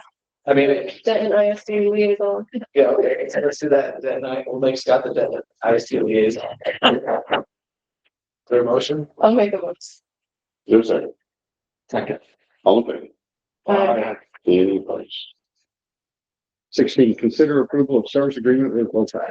Yeah, so we're kind of trying to go back through records and try to, get contracts found and everything. And, one of the things that we have talked about before, and I think, that works well with a contractor like Impact that does a lot of little jobs for us, is instead of having a new contract every time with them, we can have a kind of a evergreen service agreement with them. And then any proposal that they do that's for a $2,000 project here, 10,000 here, it just slides under that service agreement as an attachment to each new proposal. So there's a copy of the service agreement in your packet, and so this isn't going to cover large construction projects like your street annual maintenance, but this is just the jobs that are done from month to month. Road repair, raising, sidewalks, Fixing a curve. and so any proposal still has to come to the board. Like that doesn't give anybody free rein to just do anything, but instead of every time having to enter to a contract to do it, we can just slide it under this existing agreement. So it just saves admin time, saves paperwork. It's what we found to really work well with these types of contracts that where people repeat work and stuff a lot. So they're like an approved vendor. It's a long-term T's and C's basically for an LCO. Yeah, and again, anything still has to come to the board for. I like these things. We use them at where I work all the time, where we'll negotiate, the terms and stuff for these kinds of small things all the time. And you don't have to do PO review or anything for them in the future because you've got an agreement with that vendor, and it saves a ton of man hours. So the motion is To approve this service, the dash service agreement. Yes, sir. I've read this, and I would make a motion to approve the service agreement for WOPAC. I'll second. All in favor? Aye. Any opposed? Good idea. Cool. 17, discuss phase 2 small MS4 general permit and storm water management plan. Justin, are you there? Yes, sir, I am. Okay. Yeah. So, Big moment. So Justin is with Stormwater Solutions. They are the contractor that you retained to perform and prepare the stormwater management plan as is required federally and statewide, and the application to slide under the TCEQ general permit. So in your packet or in your OneDrive, I included the summary and then also the plan. And I think Justin's going to go ahead and talk about just the plan in general and what the next steps are. Correct, Justin? Yes, sir, that's right. Okay, thanks. And thank you, board. So Justin Clump with Stormwater Solutions. I'm mainly going to focus on this memo here. This is a summary of what's in that stormwater management plan, a much larger plan, and it's comprised of goals that are met under 6 minimum control measures. And so if you look at that memo, I've broken it down into bullet point form, and it just summarizes the goals that's in that plan. So I'm going to walk through some of the bullet points, and of course, if you have questions, just be sure to ask. These permits are 5-year terms, and so that stormwater management plan is going to cover you for the next 5 years. However, you have annual goals, and then each year we have to submit an annual report to the TCEQ. So these are annual goals that we will complete over the course of the 5-year term. And so taking it from the top there, training sessions, the permit says we have to train the board and the consultants relative to the stormwater management plan. We found the most economical way to do that is count meetings as a training session, because we walk through your goals and we walk through your minimum control measures. If the district would ever want additional training, that's fine, and we can do that. But we found the simplest way to meet the goal without costing you a bunch of extra money is just to do it while we have the floor here. Next is a stormwater guidance manual. This is something that's going to work in tandem with your stormwater management plan, and I'll talk about that in just a few minutes as I get down into the 6 minimum control measures. Maps, so stormwater and sanitary sewer maps. This is common to most of these minimum control measures. We'll coordinate with the engineer to get these over the course of the 5-year term. So because this permit term is 5 years long, we have time to sort of grow into it, and we don't have to get all this done in year 1. So it allows you to sort of ramp up efforts, and so you can grow into this term and and update maps as you have them. So I'll spend the most time in MCMs 1 and 2, and then I can take 3 through 6 rather briefly for you. So MCM 1 and 2, public education, these two are more of the outward facing goals. And so the permit has a table of 9, and we had to choose 4. So if you look under MCM1, these are the 4 that we chose for you. The very end of that sentence on the first bullet point, training. So we count the meetings as a training session. And again, if you ever wanted something above and beyond this, or something more formal, or even a training video, we can certainly arrange that. But this just gets you coverage and meets the permit requirements. Stormwater website. So you have a website, and so the idea is to use that to post public education items. We're going to post a copy of the stormwater management plan. And as I mentioned, every year we have to do an annual report, so that will also go on the website. The fact sheets, brochures, utility bill inserts, we'll likely just use the fact sheets and the brochures, and we'll upload that to the website as well. This will be an annual goal. And then just nested below the fact sheets and the brochures, this targeted education campaign. This is going to be a more of a specific item. So, for example, a fact sheet and a brochure could be very broad language about don't throw things into the storm drain, don't litter, don't blow your grass clippings in the storm drain. More of a targeted education could be to pick up after your pet and why. Because if you don't pick up after your pet, it goes into the storm drain, and storm sewers are not treated like a sanitary sewer. So the water that goes into the storm sewer system, it's an MS4 permit. It's a municipal separate storm sewer system. And so the idea is to educate the public as to what you put into that drain goes directly into your rivers, bays, and bayous. So more of a targeted campaign there. And all this is done mainly by your website. Don't think you have to do billboards and bus stops. Those are certainly options, but they're very expensive. And so if you don't have to do those, then there's no need to write them in the plan. So you did not write that in your plan. Minimum control measure 2, public involvement. So the permit says we have to do some sort of stormwater related speaker series.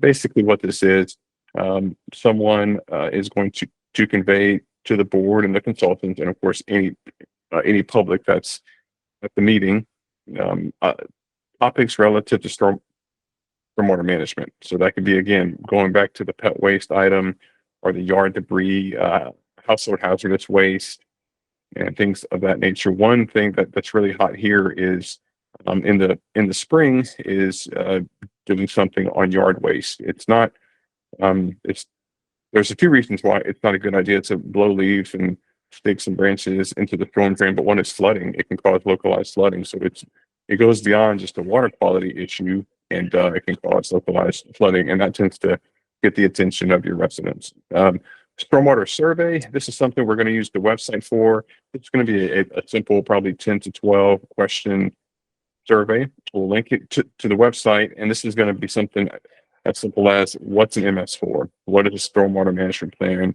Why do we have one? Where does the water go when it leaves my yard? Just very basic questions. And the idea here is to keep the questions the same in year 1 through year 5, and then look at the difference in the answers between year 1 and 5. So the permit had us pick 3 of a table of, I guess, 8 or 9. And so these are the 3 that we've chosen. Last of the 3 is the public meeting for input on the swamp. And again, this is a public meeting. And so the idea is to have an agenda item relative to stormwater management, and that meets that goal, because this is a public meeting. It's open for input. There's an agenda item to discuss it. And so again, that's a very efficient way to meet the public meeting goal without having to host a bunch of extra public meetings, unless you so choose. If you choose to, great. You just have to be careful how you write it in your program, because you can oftentimes paint yourself into a corner. So that's how we meet that goal, a very safe and efficient way. MCMs 3 through 6, as I mentioned at the top of this memo, we're going to write a stormwater guidance manual. And so each one of these MCMs, we'll lump MCMs 1 and 2 together, but these other ones are going to have their own chapter in the stormwater guidance manual. So this illicit discharge item, you need to have SOPs in place to show what you would do if there's, say, a diesel spill in your district. What's the protocol? How do you source track? How do you inspect? How do you follow up on that? How do you clean up and contain it? And so the idea of the stormwater guidance manual is to give you those SOPs. The MCM4, the construction site item, this just ensures that contractors in your district disturbing soil have to adhere to the construction general permits, all of their SWIP items, all the black fins on the perimeter of your construction sites and gravel bags by the inlet to construction accesses and all of those items. MCM 5, this is mowing and maintenance of any district facilities, and then that MCM 6 is maintenance of your district facilities. So anything done relative to operations, and all these MCMs will be a chapter in that guidance manual that we'll put together over the course of the 5-year term. I realize I threw a lot at you, so I'll pause before I get to the last section here and just open up for any questions, or if you need more detail on any of these items. Okay.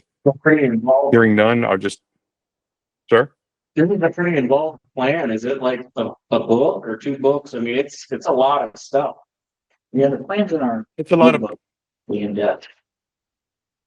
yeah, it's a pretty large document, and that was the idea of having this memo, because I mean, having to go page by page through that. But yeah, it's it's involved because there's a series of goals under each one of these minimum control measures, and so that's this is the permit's 4th iteration, and so each 5-year term that this permit is released, it becomes a little bit more stringent. And the idea is, the TCQ wants to see, quote, clear, specific, and measurable goals. And so they've really tightened up the last 2 or 3 terms. And so it's a pretty large document. A lot of that document, like the last, I don't know, 80 or 90 pages, is a copy of the permit. And so you have a permit in the back, and that's what drives the stormwater management plan. And so kind of a 2-part deal. And then sort of a 3rd part would be the guidance manual that we haven't written. Again, that's going to work in conjunction with the stormwater management plan. I guess my question. There's no. Go ahead. I was gonna say, I guess No. these things run in intervals, and in this case, it's a 5-year permit. How far into the 5 years will it be in year 2, year 3? Can we expect to have knowledge of what those tightening requirements are going to be and what the impacts to the district are going to be for that next permit series? Oh yeah, yes sir. It's a good question. So, fun fact: the TCEQ has never released this permit on time. It's always gone past its deadline. And what I mean by that is these permit terms are 5 years. Where this previous one that began in 2019 just closed out on year 6. So we're in this new 5-year term. It was released in 2024. And so to meet your question head on, they usually release a draft of the new permit about a year before its anticipated release. And now when I say that, that's, it could go longer, because if the permit isn't issued on time, and if the permit is administratively continued, then you sort of get a longer peek at the draft. And what we've found is that generally when the TCQ releases the draft of the permit, it's not so much set in stone, but it's very hard to get major changes done to that draft. And so it gives you a peek as to what you're likely up against, but you won't see that until the very last part of this current 5-year term. Right. And then at the end of the 5-year term, say they release late, is there an adoption period or an additional adoption period that we work under the old permit? Yes, sir. Yeah, they'll administratively continue this current permit. And what we do is we'll roll the year 5 goals into year 6. So we'll just continue implementing the existing plan until the new permit is issued. And then once the new permit is issued, we'll write a new plan to correspond with that new permit. But yes, we would continue implementing the same plan until that new permit is issued. Yes. At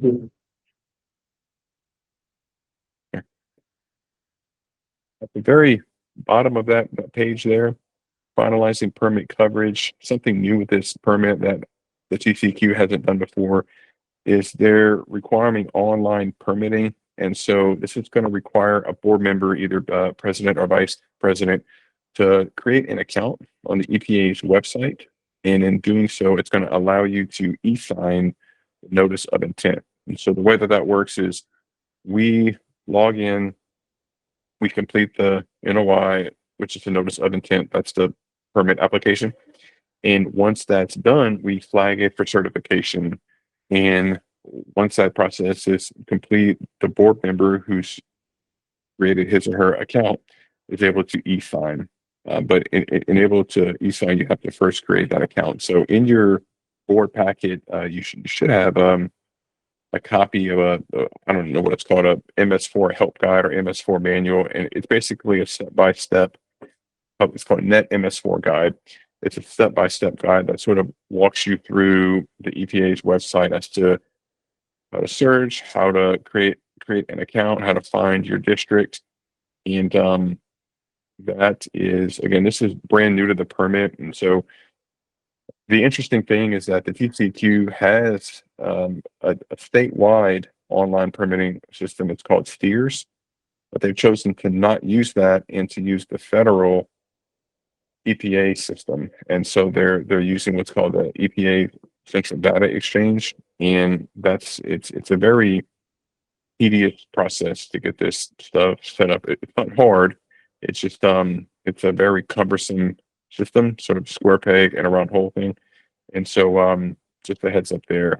My number and my email is on the very last page of that document. So if you run into any snags, you can just give me a call or shoot me an email and I can try to help you walk through it. So all this has to be done by February 11th. So, a little over 3 weeks, not quite 4 weeks, but you do have some time. But we have a hard deadline of February 11th to get this thing completed and be signed. So, Justin, this is Jonathan. So tonight, what we're going to be doing is approving the plan that you guys have prepared. We are going to authorize a member of the board to be that person who e-signs this notice of intent. There is a packet that we can provide them, and you will be available to walk them through the process to sign it if needed. And then as you will come back to the board on whenever you need to say, hey, we need to meet this goal. We need to be doing this. And we'll have guidance for the board on that, correct? That is correct. We typically attend or call in twice per year, once in Q1 and then once in the fall. And so once we get this item checked off, the visit in the fall is to do what you just mentioned, is to give you an update on your goals and what's happening and what's coming up next. Yep. Yes, sir. You guys have any questions for Justin? All right, so is there a motion to approve the plan, and which one of you fine gentlemen want to be the e-signer? Okay, so approve the plan, authorize Mike to be the execute the NOI. I'll make that motion. I'll second. All in favor? Aye. Any opposed? Anything else you need, Justin? No, sir. That'll do it. Thank y'all. You were released from service. All right. Thank you much. Have a good night. Thank you. So that was the 20K unfunded. Well, they're working for it. Yeah, it's as you can tell, it's pretty intense, and like you said, an unfunded mandate. So It's important. it's very important. It's also very intense. Yeah. There's a lot there. So Okay. It's part of water. Very good. Item 18, conduct an annual review of investment policy. So, I emailed you guys about the investment policy. There is one that's in place that was last updated, January 2020. This mirrors the Public Funds Investment Act. It is the policy with which your investment officer uses to guide her on what is, acceptable investment vehicles. What we're doing today is you're reviewing it because you have to do it annually, and I'm telling you that it meets all of the requirements of the Public Funds Investment Act. But what we're also doing is we're going to amend it to change the investment officer to Lynn from Regina, and then we're also changing the name. It's still read Denton County 10, so we're changing that to Elmwood. So those are the two changes that we're making throughout the document. Do you guys have any questions about this? Does this say, can it be as specific as we don't want to use certain banks or? That's coming up. Okay, That's another. because I had a question there. Yeah, so that's enough. We can talk about that depository one in a second.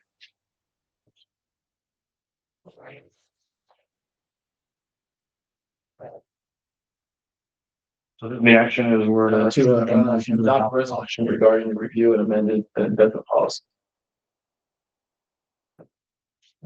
I'll make the motion. Is there a second? second. All in favor? All right. Any opposed? Number 20, adopt a resolution adopting covered application policy. Once first. 19. Oh, okay. Review, revise, and adopt resolution establishing the authorized depository institution. Yeah, so every year, also beginning of the year, you're required to identify the investment institutions, banks, anything that will be holding your public funds. And so this is the resolution that you look at every year, identifying those institutions, the exhibits. Usually it's just been prepared and added on to as years go on.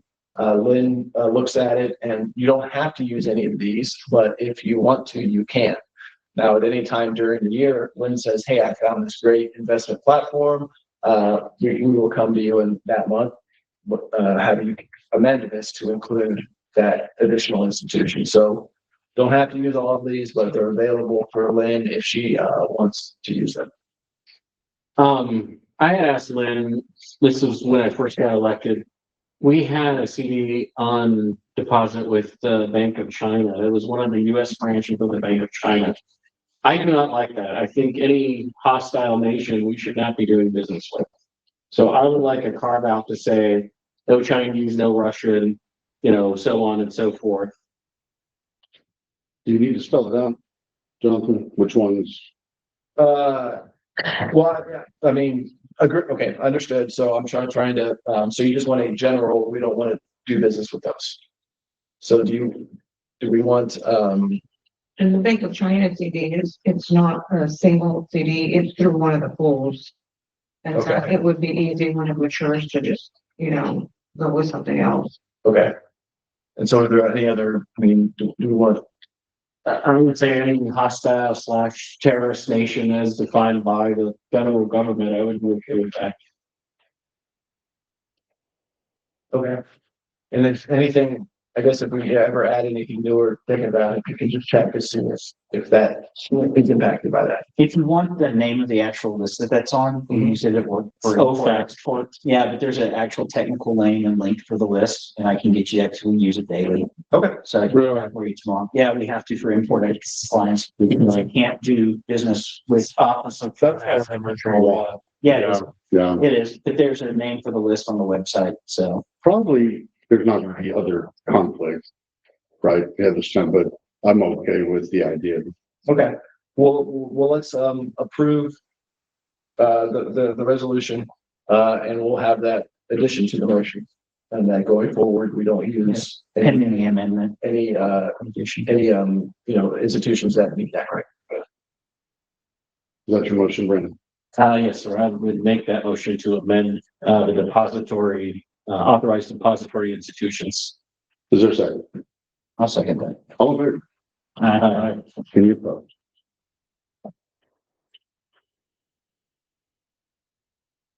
Point, adopt a resolution adopting the covered applications. So speaking of China, so the state of Texas has legislatively put in place a prohibition on TikTok on government-owned devices, TikTok and any other app by their parent company.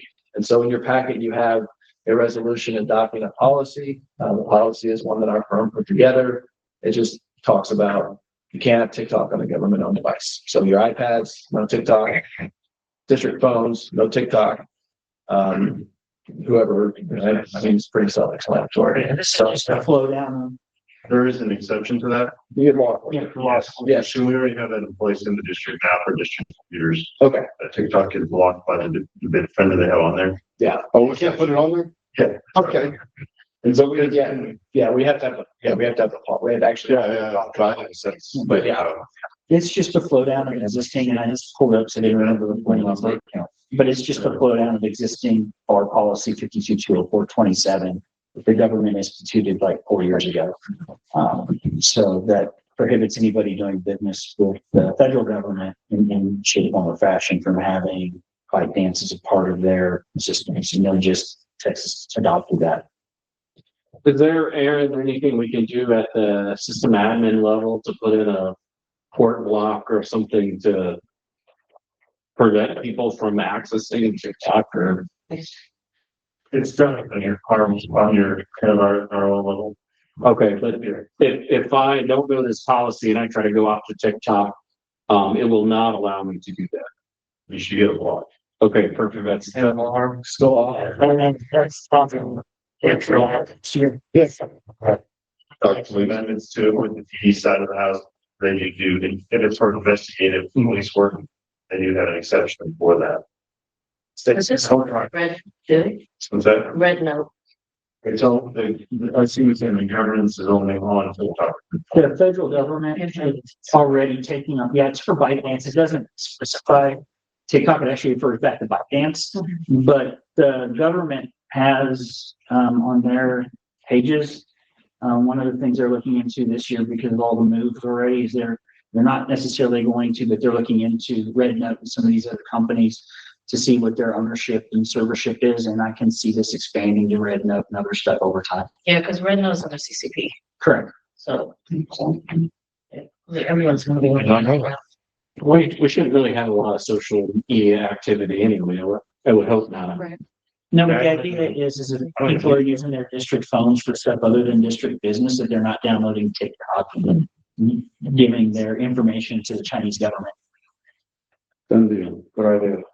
I make a motion to adopt this resolution adopt resolution adopting covered applications. This is the Texas state. Right, so this is separate from what the feds are doing, Supreme Court's doing next week. Yeah. So, Can I have a second? Second. All in favor? Aye. Any opposed? Both item communication committee report. So communication. Go ahead. Sorry, No, go ahead. here we go first. Just keep it right. Sorry, guys, I'm Sarah. I'm filling in for Megan today. I'm the one that actually edits all the videos, meeting recordings, and puts them on YouTube, and I do a lot of our Facebook and such.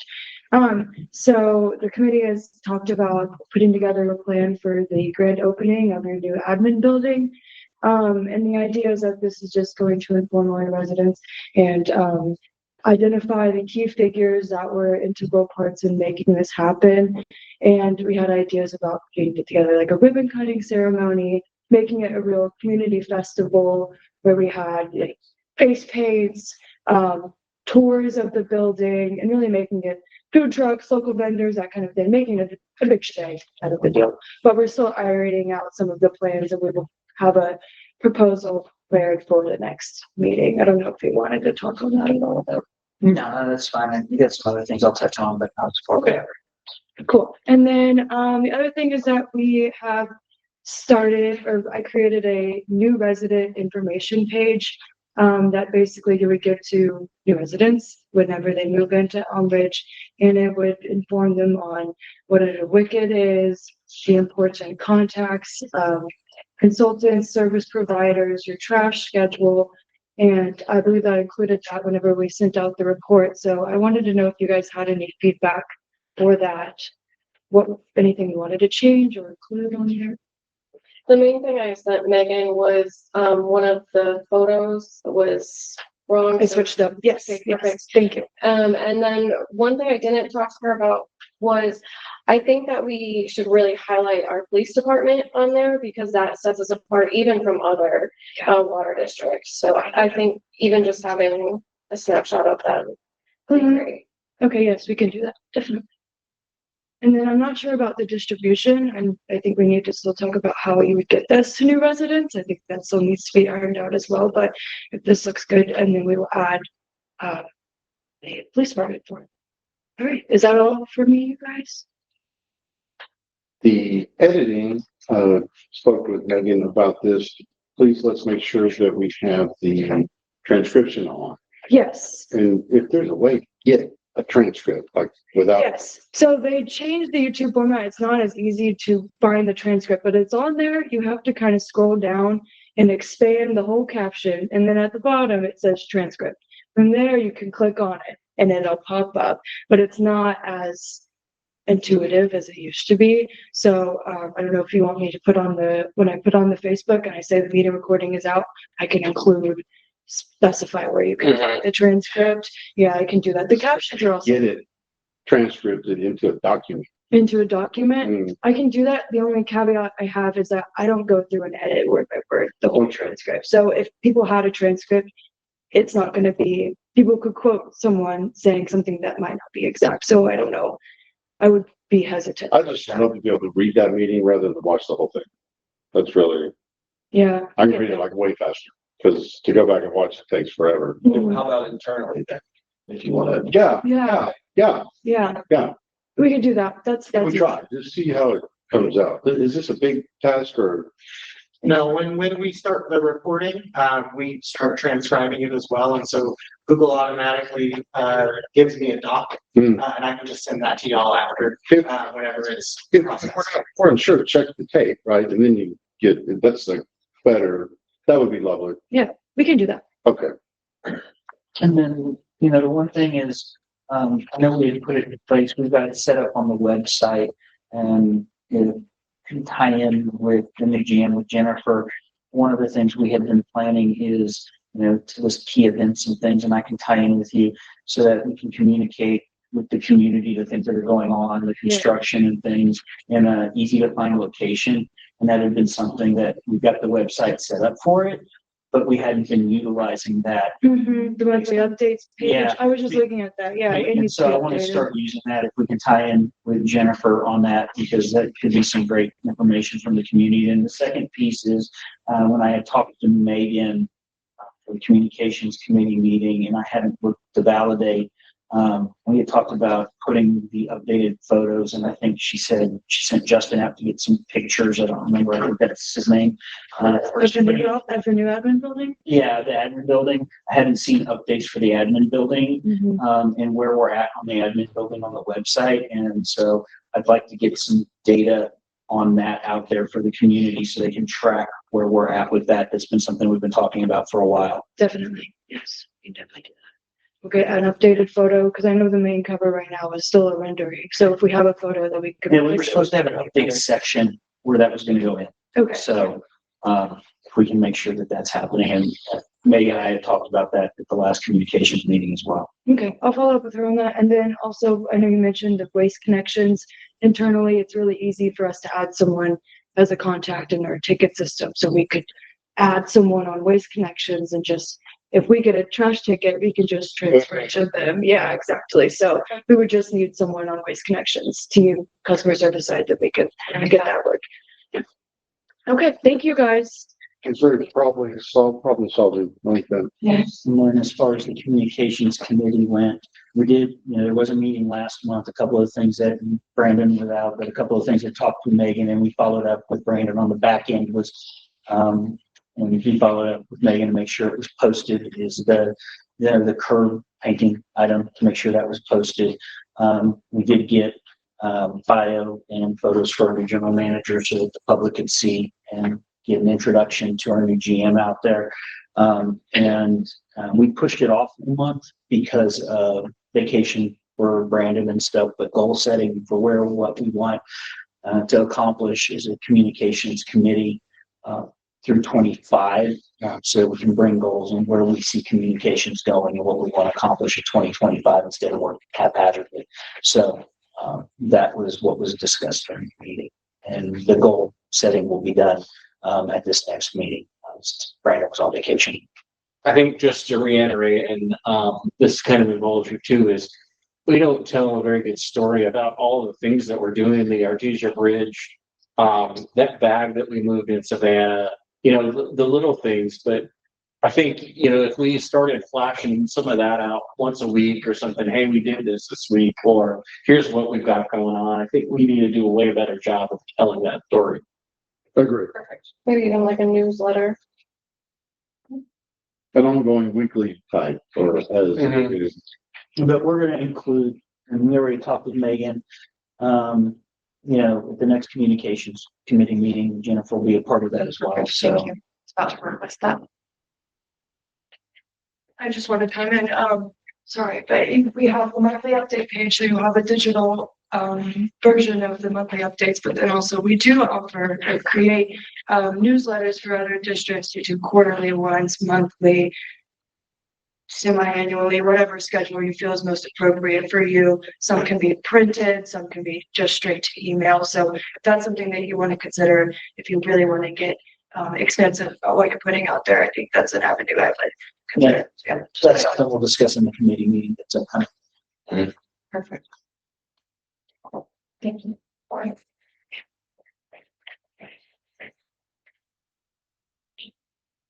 That is a district intellectual property We got review. to approve communications committee meeting. Oh, right there. Report. Okay. Is there any status of the ASCA board? We didn't get to that last month with the vacation, and Megan going to finalize follow-up with you on verbiage, she said. Yeah, I said that to her, so. Okay, so we should have it for this meeting. Correct. Finalize that. I think we got postponed a little bit with the holidays and stuff.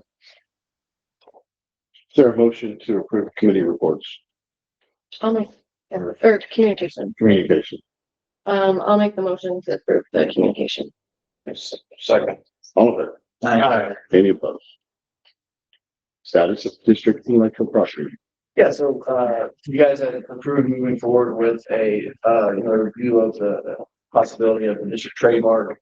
So there's an engagement letter with that, firm, that runs through what, the process that they'll do in the initial fee, which we talked about last time. So, what I would ask is that, the board approve the engagement letter with the firm, and then also authorize, Lynn or, to make the retainer payment of $1,000 that they're asking for. Usually by an electronic, means, and so Lynn and I can talk about it, but I want to get approval to pay that as well. Any questions? We approved this last time, so what's the difference? Well, you approved this is the actual engagement letter. Right? Oh, okay. So this is the actual, hey, we are engaging this firm for this. We talked about, last time it was, are we even interested in going forward? The board said, yes, we're absolutely do this. So if they're going to do the actual work, they do need the engagement letter. I make a motion to approve the engagement letter and pursue the district trademark. There's a second. All of it. Any opposed?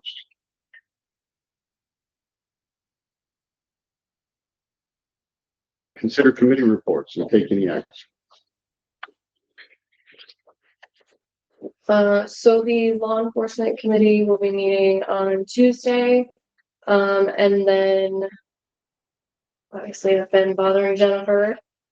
I feel like almost daily, just to make sure that she has everything she needs, as part of the hiring committee. And then my last thing would be, I am the Savannah sidewalk liaison, I think is what we called it.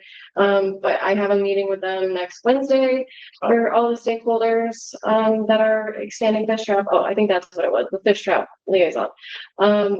So I sent Jennifer the invite as well, so she will tag along to that.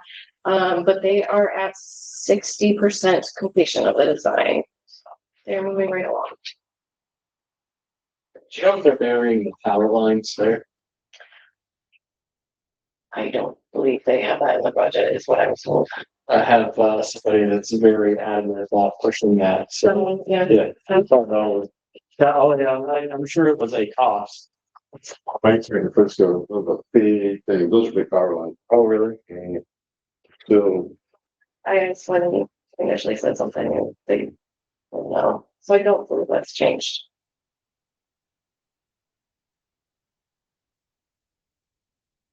The other committees. I think we still have a finance committee now, but maybe the dust has settled, on some of this other stuff, we can finally be on that. Yeah, so if Jennifer, if you can get with Lynn and decide which week of the month is best and not as hectic, then we can settle a date.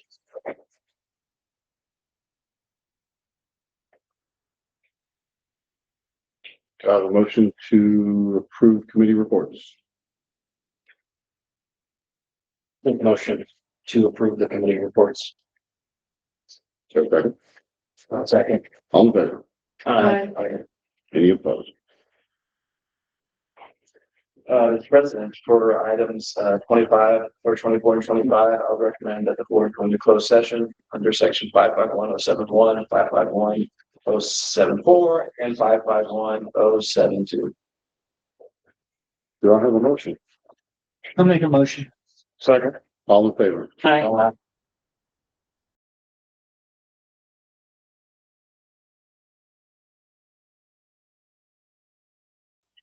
Do I have a motion to come out of executive session?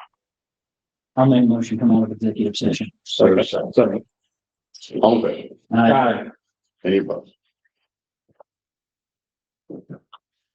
No action on items 24 or 25 with the president, 26 future agenda items. Is there anything that we haven't already talked about? Yes. We got 3.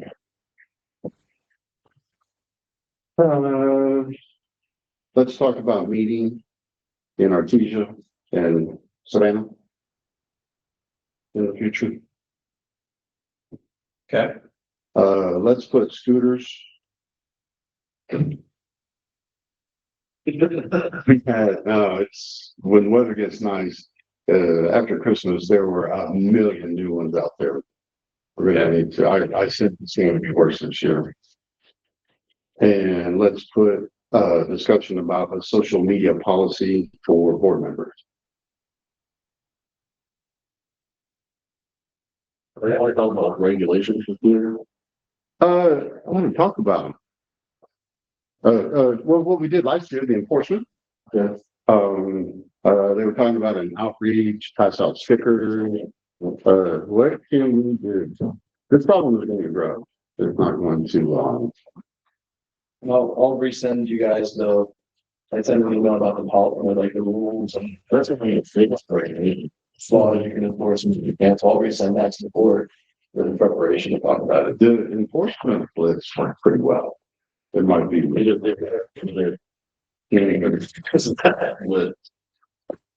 I thought you just wanted to talk about them. I'm gonna pick out my 6th grade student. Jonathan, on the district trees right away, everything else I forgot to ask. There's a ton of bandit signs in front of 7-Eleven. Bandit signs? Yeah, we clean your carpet, we this and that. Okay. Is who is that? Is that us or Proctor? I'll look, because, it goes back to the argument. I mean, that road is prosperous. So it's probably their right of way. I don't know what I'm sure that they have a policy against signage. I mean, election signage, people are allowed to do stuff like that in right of way, but you can sprinkle, you see what your Proctor right there, they're so they may be thinking, hey, let's. Can you take a picture and send? Yeah. Okay. We get the same issue on fish trap in 1385. I've heard that same complaint. Okay. But that's builders. You get it at the entrance of Arrowbrook, right in that median all the time too. Right off of 1385. Okay. Yeah, I'll take a picture and send it to me and I'll see what we can do. So the next meeting, February 20th. One more thing. Yep. agenda item. I don't know if you want a separate item, but Jennifer is going to be working on policies, personnel policies, Okay. like a handbook almost. And then I just want to make sure that there's something in there about sexual harassment and making sexist comments. Okay.